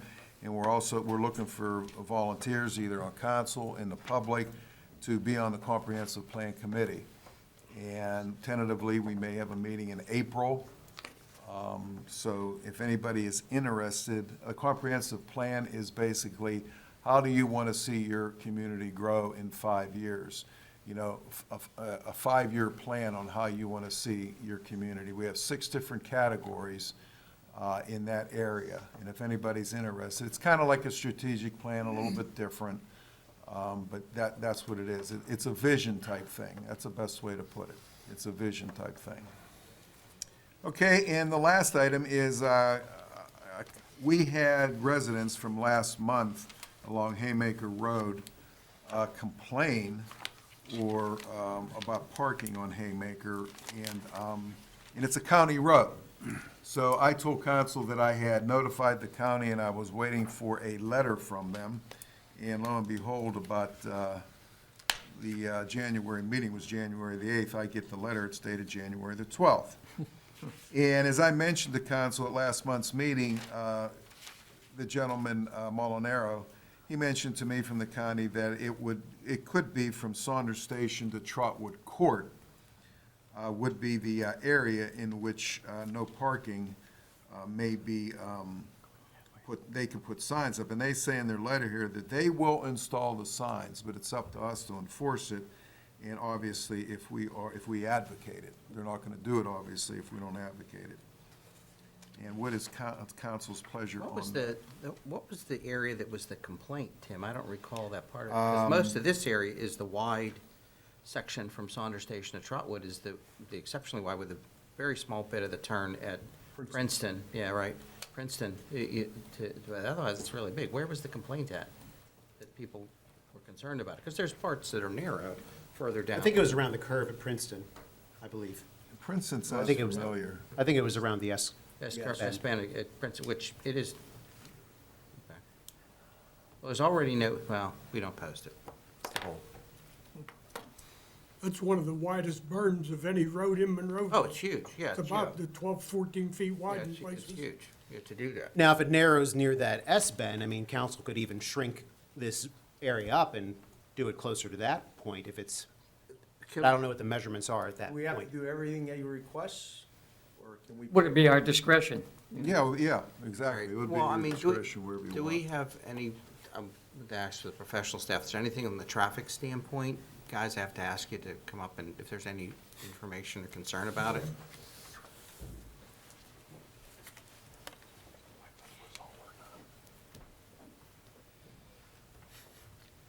Eric, to answer your question, it was the Princeton area. Okay. Is where the general complaints Right, were from. right.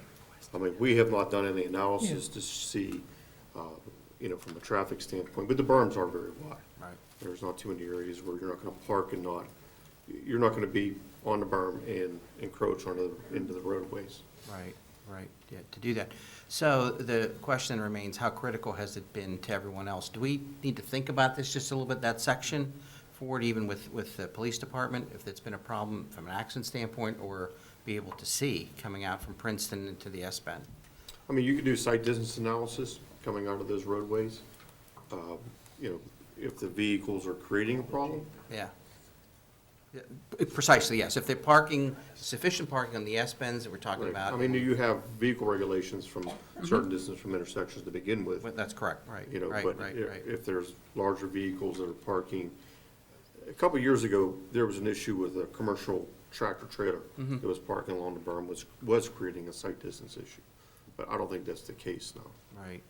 It was right before Princeton. Because otherwise, I don't Correct. tend to Yeah, I notice know it it, yeah. as being as big a problem from even the 2700 block by the hospital the whole way to. I mean, we could check with Chief Cole and find out if there was any accidents occurring near the intersections. All right, well, why don't, could we take some time on this one? Yeah, we and could do consider it, that and also then- follow up with the fire departments too. Yeah. That's number 4 responds in that area, Yes, between that and EMS, to see if there's any issues I mean, there. is it something that people are parking there steady, or just when they have company, or? There's pretty a consistent. certain area where there's a parking issue. It's not an issue. There's parking every night on the berms of the roads. Yeah, definitely.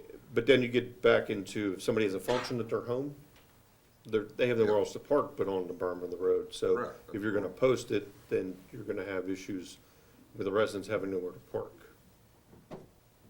Parking And then we- sometimes is just like a no-win, Mike, to Well, I know Correct. that. Well, Is there a speed limit reduction there on that S-band? No, No. it's No. all All the consistent same, speed. 45, yeah. That's probably, the issue is people are going too fast. Unless it is a line of sight for Princeton. Well, we can check the line of sight, check on the accidents, and whatnot, and the data from the police department, and then maybe, think about this one again, act on it, next month and stuff from it too. I mean, I don't disagree, people are having the problem, it's a bad curve, there have been accidents there, but, my own. It'll be like everything else, half will like it and half won't. That's, exactly. But then, it's good to hear that we can not penalize the people that aren't really doing anything bad in the, previous that from LaSalle, St. Vincent, Princeton, that side, Bowling Green, through there, doesn't seem to be a big a problem. And that, in the huge, to Bob's point, the huge wide berm that's in place too. So Now, do you wanna do an analysis of the entire length of Handmaker, or just in that if specific this area? is just with the area where the complaint is, just the areas that we're hearing the complaint from, because if we're not hearing any other complaints further on, no harm, no foul. Got it. Thank you, Mr. Anything Hugus. else? No problem. Thanks, Paul, appreciate it. Okay, I'll talk to the chief and the fire departments and see, We'll circle back with this. okay, all right. Anything else this evening, Mr. Little? The only other thing is my condolences to Marshall Bond. He was my predecessor here. His wife passed away, Jay, if any of you knew Marshall. So my condolences to him and his family. Thank you. Mr. Hugus, did you have anything else for this evening? No, sir. Ms. Rock, anything this evening? I do not. They're both indicating no. Ladies and gentlemen, we're going to open up our public comment period on any municipal item. We still kindly ask to hold to the same format as before, 5-minute time limit for your comments. But if anyone would like to address council on any municipal item, now would be an opportunity to do so.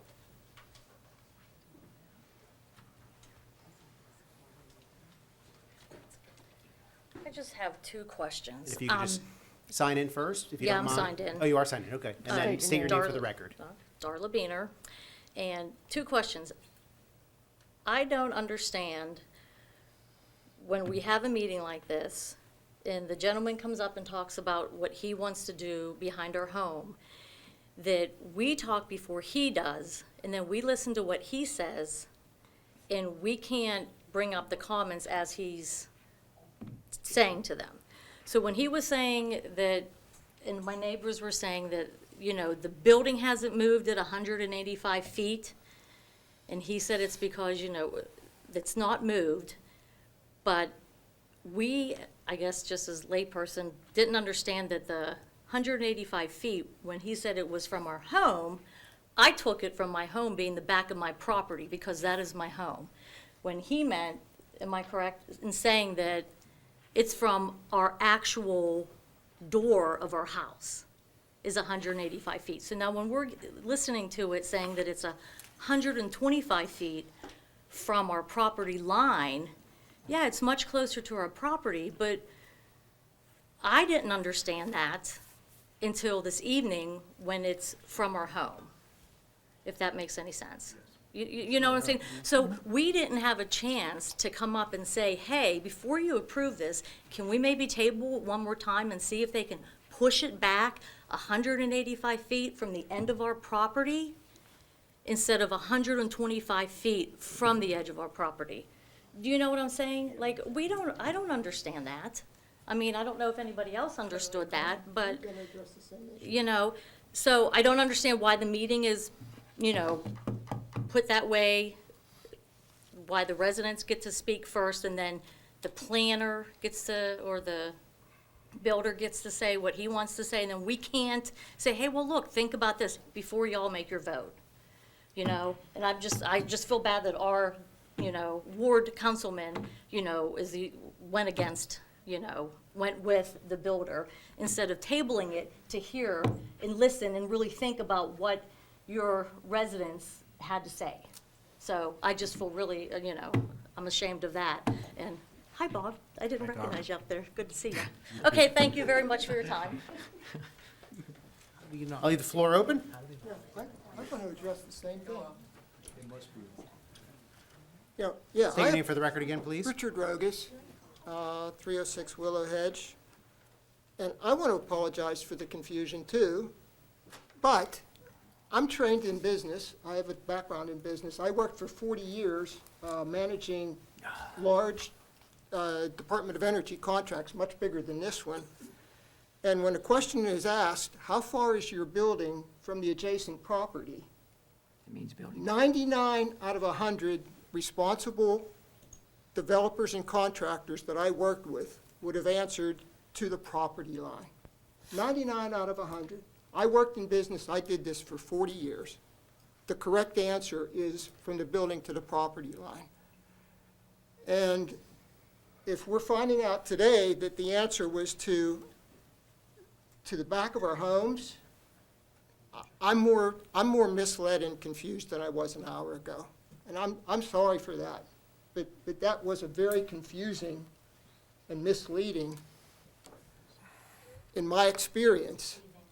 That should have been looked at. I'm not sure how many of the previous members of council might have been misled and confused by, but for me, I'm more confused than ever.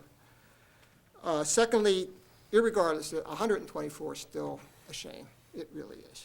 It's just, I mean, I could take a baseball in my backyard and throw it over that building, and I'm weak. That's a shame. It's just an awful shame. And last, I would just like to appeal, you know, this is a big win. It's a big win for big business and big government. You know, it's a big win for this developer. He is a multi-million-dollar company, and he's going to get millions of dollars of revenue from the folks coming into his company. He's a big financial winner in this. And it's a big win for big government here. You're going to get millions of dollars of taxes.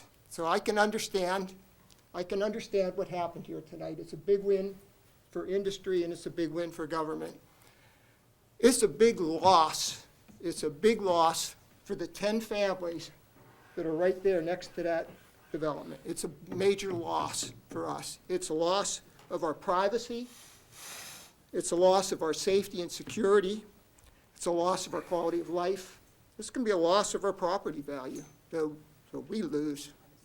So there's a win, there's a big win financially, and there's a big loss for us.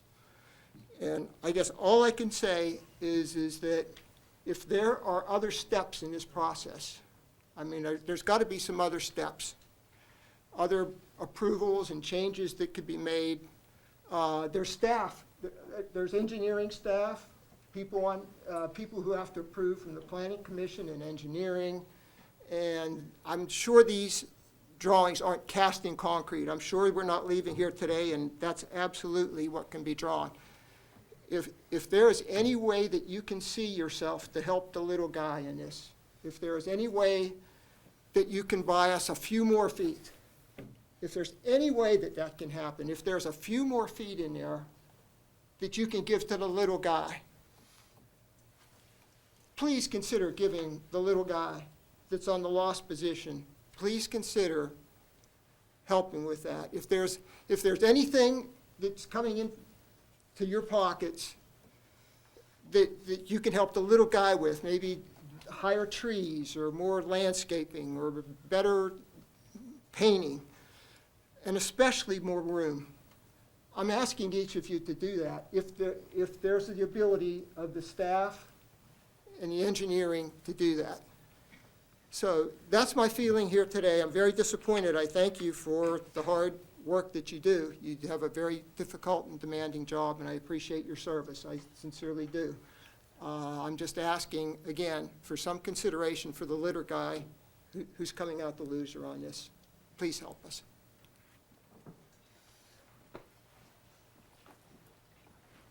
Pat Rogas, I was up before 306 Willow Hedge Drive. I agree with Darla. I think that the process is not really right, that we should be able to come up and speak, just like you do when you present a proposal and several of you have asked questions before you vote on it. I think we should have that opportunity as well to come back up and make our comments. I don't think that's right. And secondarily, now that this is there, how do we get all these sites? How do we get the details? Who can we speak with all the specific details on the storm management, the erosion control, how far they're digging, how are they doing for the mine subsidence? How can we get all the details on all of this? Where do we get all that information from? You can call me, Mrs. Ruggis, and I'll set up a meeting with the staff if you want to do that. I would prefer that. And also about the airport property. According to those drawings, that easement is not on my property, that's on the airport property currently. I really don't want to have that property at all. Thank you. I'll leave the floor open.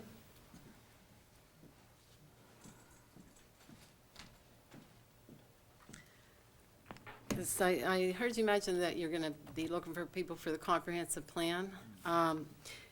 You'd be a good one, Georgianne. No, I'm still waiting your to name hear in right what now, happened to publicly? the 2015 completed zoning ordinance that I worked on and spent endless hours on. I'd like the status on that. And Mr. Williams, you were part of that, and that was complete? It was in my report to ask about that. Well, I'm a step Be on ahead the of you, agenda because next month. it keeps me up Fine, sometimes. good. I'd like to give this schedule to you. This was at my last meeting in 2015, and I know, Mr. Ratcher, you worked on the modernization and zoning regulations. I have all the minutes from those meetings prior to me joining when I got on the Planning Commission. Yes. And thank you for that. Thank you. But in 2015, that was completed, and this was the schedule, which I'm going to submit tonight. I'd like you to give each person so they know where the zoning ordinance was. It was completed, and there was a schedule from March 3rd and 10th of 2015, advertised the Planning Commission, March 18th public meeting. March 18th, 2015, Planning Commission holds public meeting on proposed draft ordinance. March 18, 2015, Planning Commission revises draft zoning ordinance and authorizes presentation of draft zoning ordinance to Monroeville Council. March 20th, 2015, Planning Commission submits draft zoning ordinance to Allegheny County for review. March 20th through May 4th, 2015, Allegheny County reviews draft zoning ordinance. May of 2015, Planning Commission revises draft zoning ordinance based on county comments. May 27th and June 3rd, 2015, advertise public hearing on proposed zoning ordinance and make copies of draft zoning ordinance available for public display.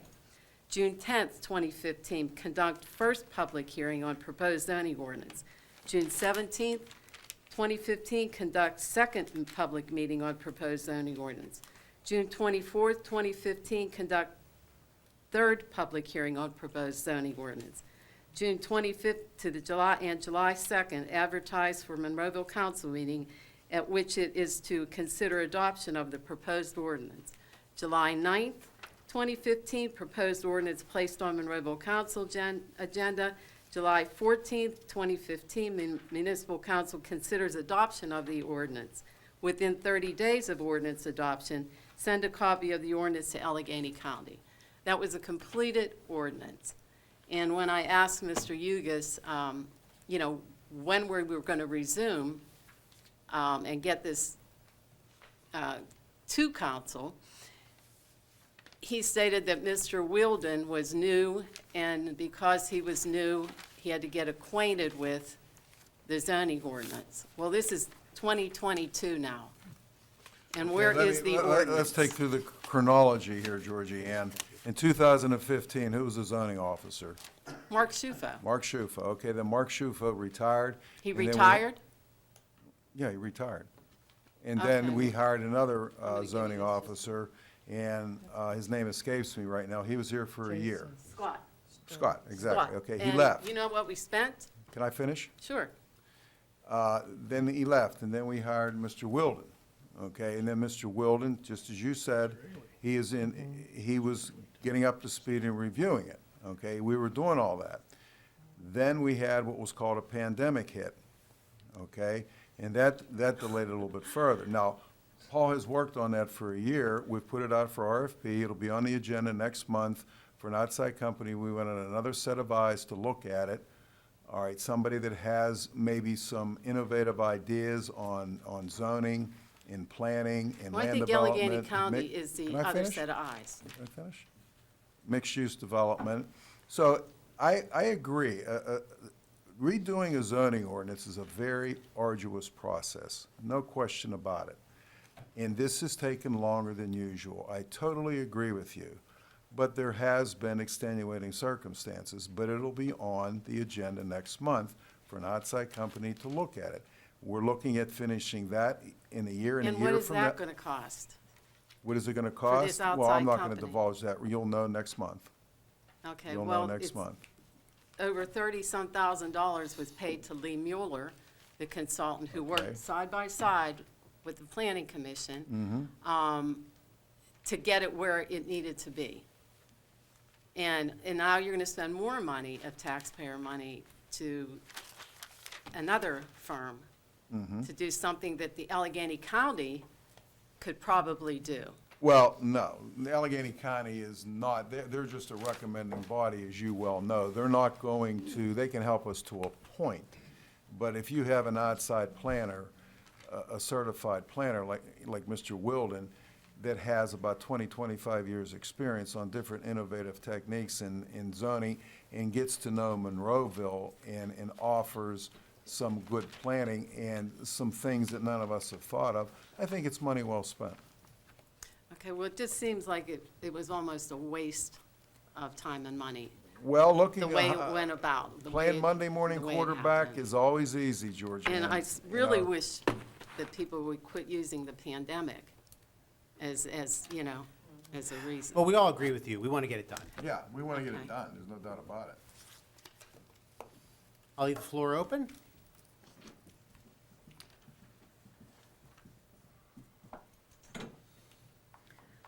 Heidi Beam again from Willow Hedge.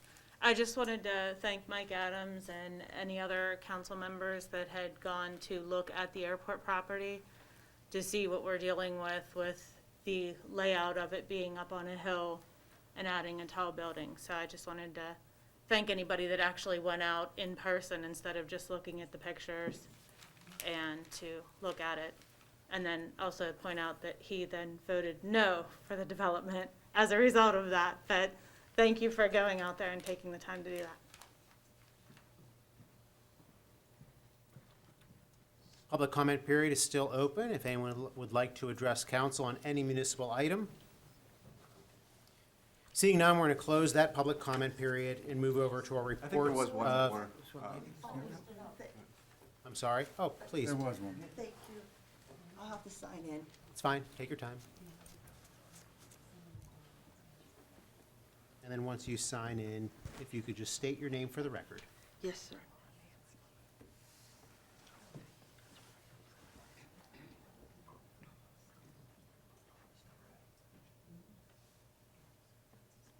Patty Horomansky, 324 Willow Hedge Drive. I'm bringing this up now because the approval has happened for the Clover development. So this concerns Logan Ferry coming north, so coming from your Penn Hills, your old Frankstown Road. Currently, there's no I'll stop a second. There's no sign that says stop ahead. At the top of the hill, obviously, we have the stop sign where Willow Hedge and Logan's Ferry meets. But I drove purposely the other day, and even as a resident right there, boy, you know, we fly up the hill. So with the approval, and so at the bottom of the hill, we have Maple Crest, we'll have Clover, and we certainly have Willow Hedge. So is it the municipality who could address a warning, for instance, of stop ahead, or a warning or hidden driveway? So like I said, that's why I'm bringing this up now. So is it the municipality who could, or is it PennDOT? I don't know. I know it's not Clover's responsibility. I'm talking about on the road. Because actually there's a sign for a bus, because the high school, middle school, and junior high, the stop is right there at Willow Hedge and Logan's Ferry.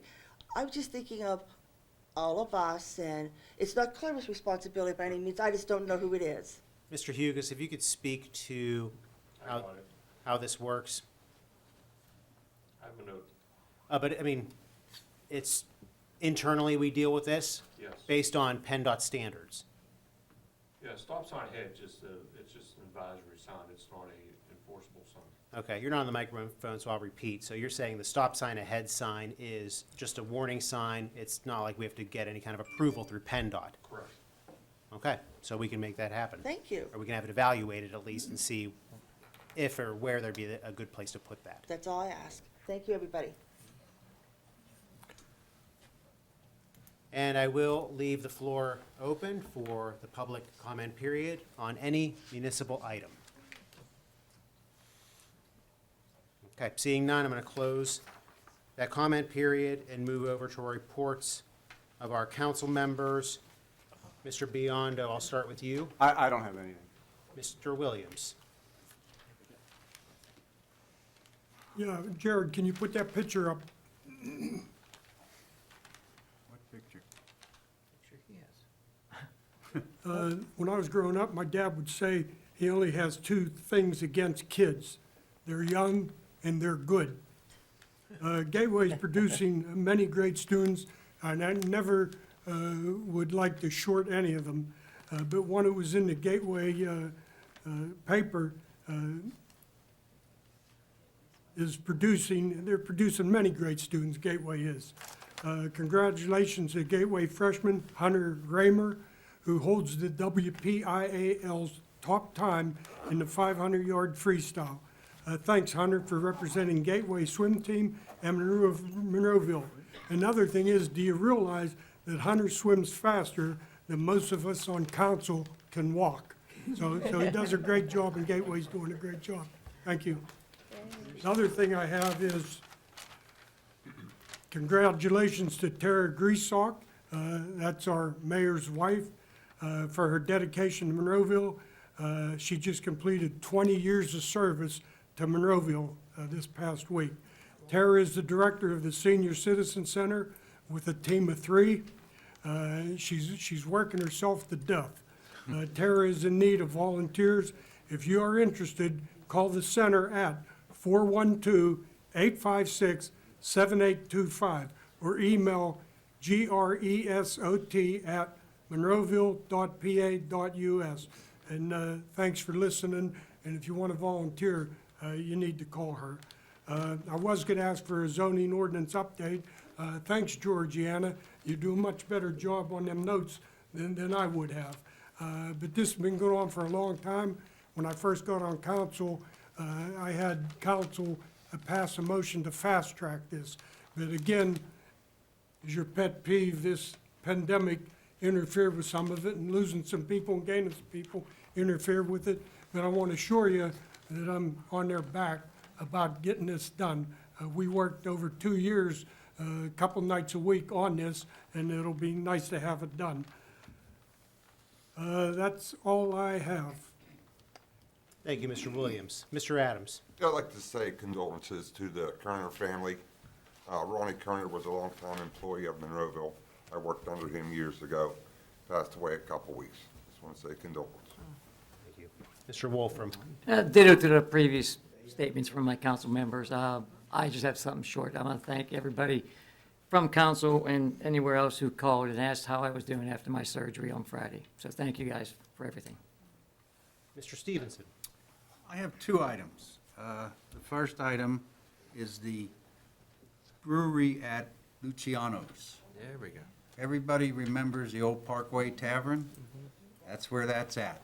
I spoke with Mr. Luciano last week, and he indicated that they will be probably opening either later this week or next week. So there's a place for us to go that's on our side. And we had just recently put up crosswalk signs and crosswalk painting on the ground, so it'll be a little easier to get in and out of their parking lot, which they've redone, and it looks very nice. And the second item is, I would like to have Mr. Hugus, for the next council meeting, prepare something for council to review on the bridges in Monroeville.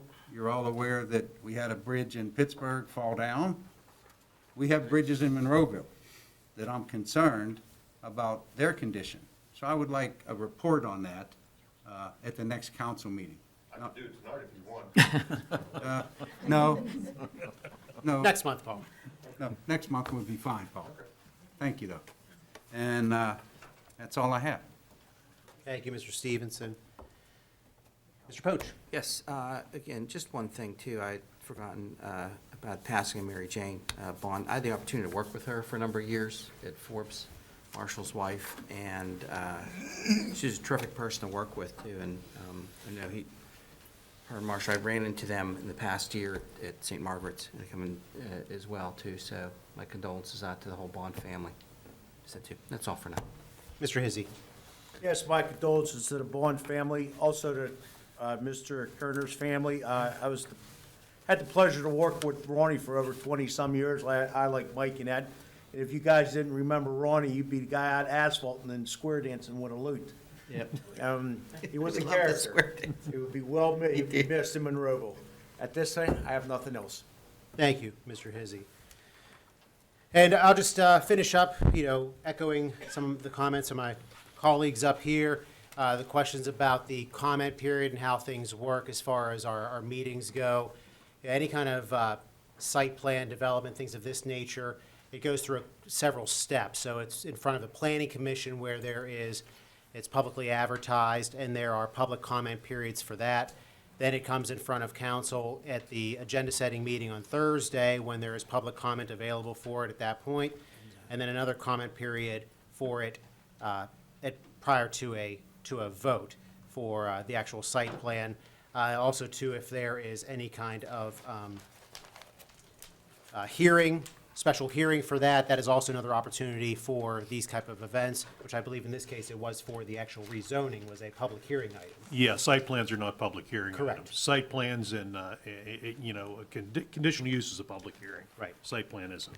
So there are multiple steps as far as opportunities for public comment, and we try to accommodate people to the best of our ability. And we do appreciate you coming out here, and there's a lot of familiar faces, fortunately or unfortunately, over this item. I know this has been going on for quite some time, from the rezoning through the planning commission meetings throughout this period, and for where we got to this evening. So, but that's how most communities operate. Actually, most communities do not have a citizens' night meeting. Monroeville is unique in that fashion, so we actually have an extra comment period on a day that most communities do not in the Commonwealth. As we mentioned, some of the residents we lost. One more I would like to just mention. We lost one of our longtime residents, Mr. Dick McLean. Many of you knew Dick. He was a longtime volunteer for the History Society. He would deal with the Heritage Festival for the tree lighting ceremony. And as I mentioned at the Thursday meeting, Dick and his wife Connie, who has also passed, they were our first next-door neighbors here in Monroeville. Mr. Williams mentioned it. Yeah, my wife answered an advertisement over 20 years ago for Monroeville. We were living in upstate New York at the time. She asked me if I've ever been to Monroeville or ever heard of it, and she was coming down for a position in the recreation department. And I said, well, I'd been to the mall, and I had also seen movies there. However, after moving here, realized that the movie theater was not in Monroeville. It's in Wilkins Township, so that shows what I knew. So from New York, we came down. I sat in the parking lot out there, read a book because I didn't have a smartphone, read a book while she interviewed for this position. That was 20 years ago. And her and I, we dug in, and we tried to make the best of living here. But getting back to Mr. McLean, Dick and Connie were our very first next-door neighbors. Dick was a unique character, and I got along with him very well, and he'll certainly be missed. And with that, I'd like to seek a motion to adjourn. Motion to adjourn. Second. All in favor? Aye. Aye. Opposed? Thank you and good night.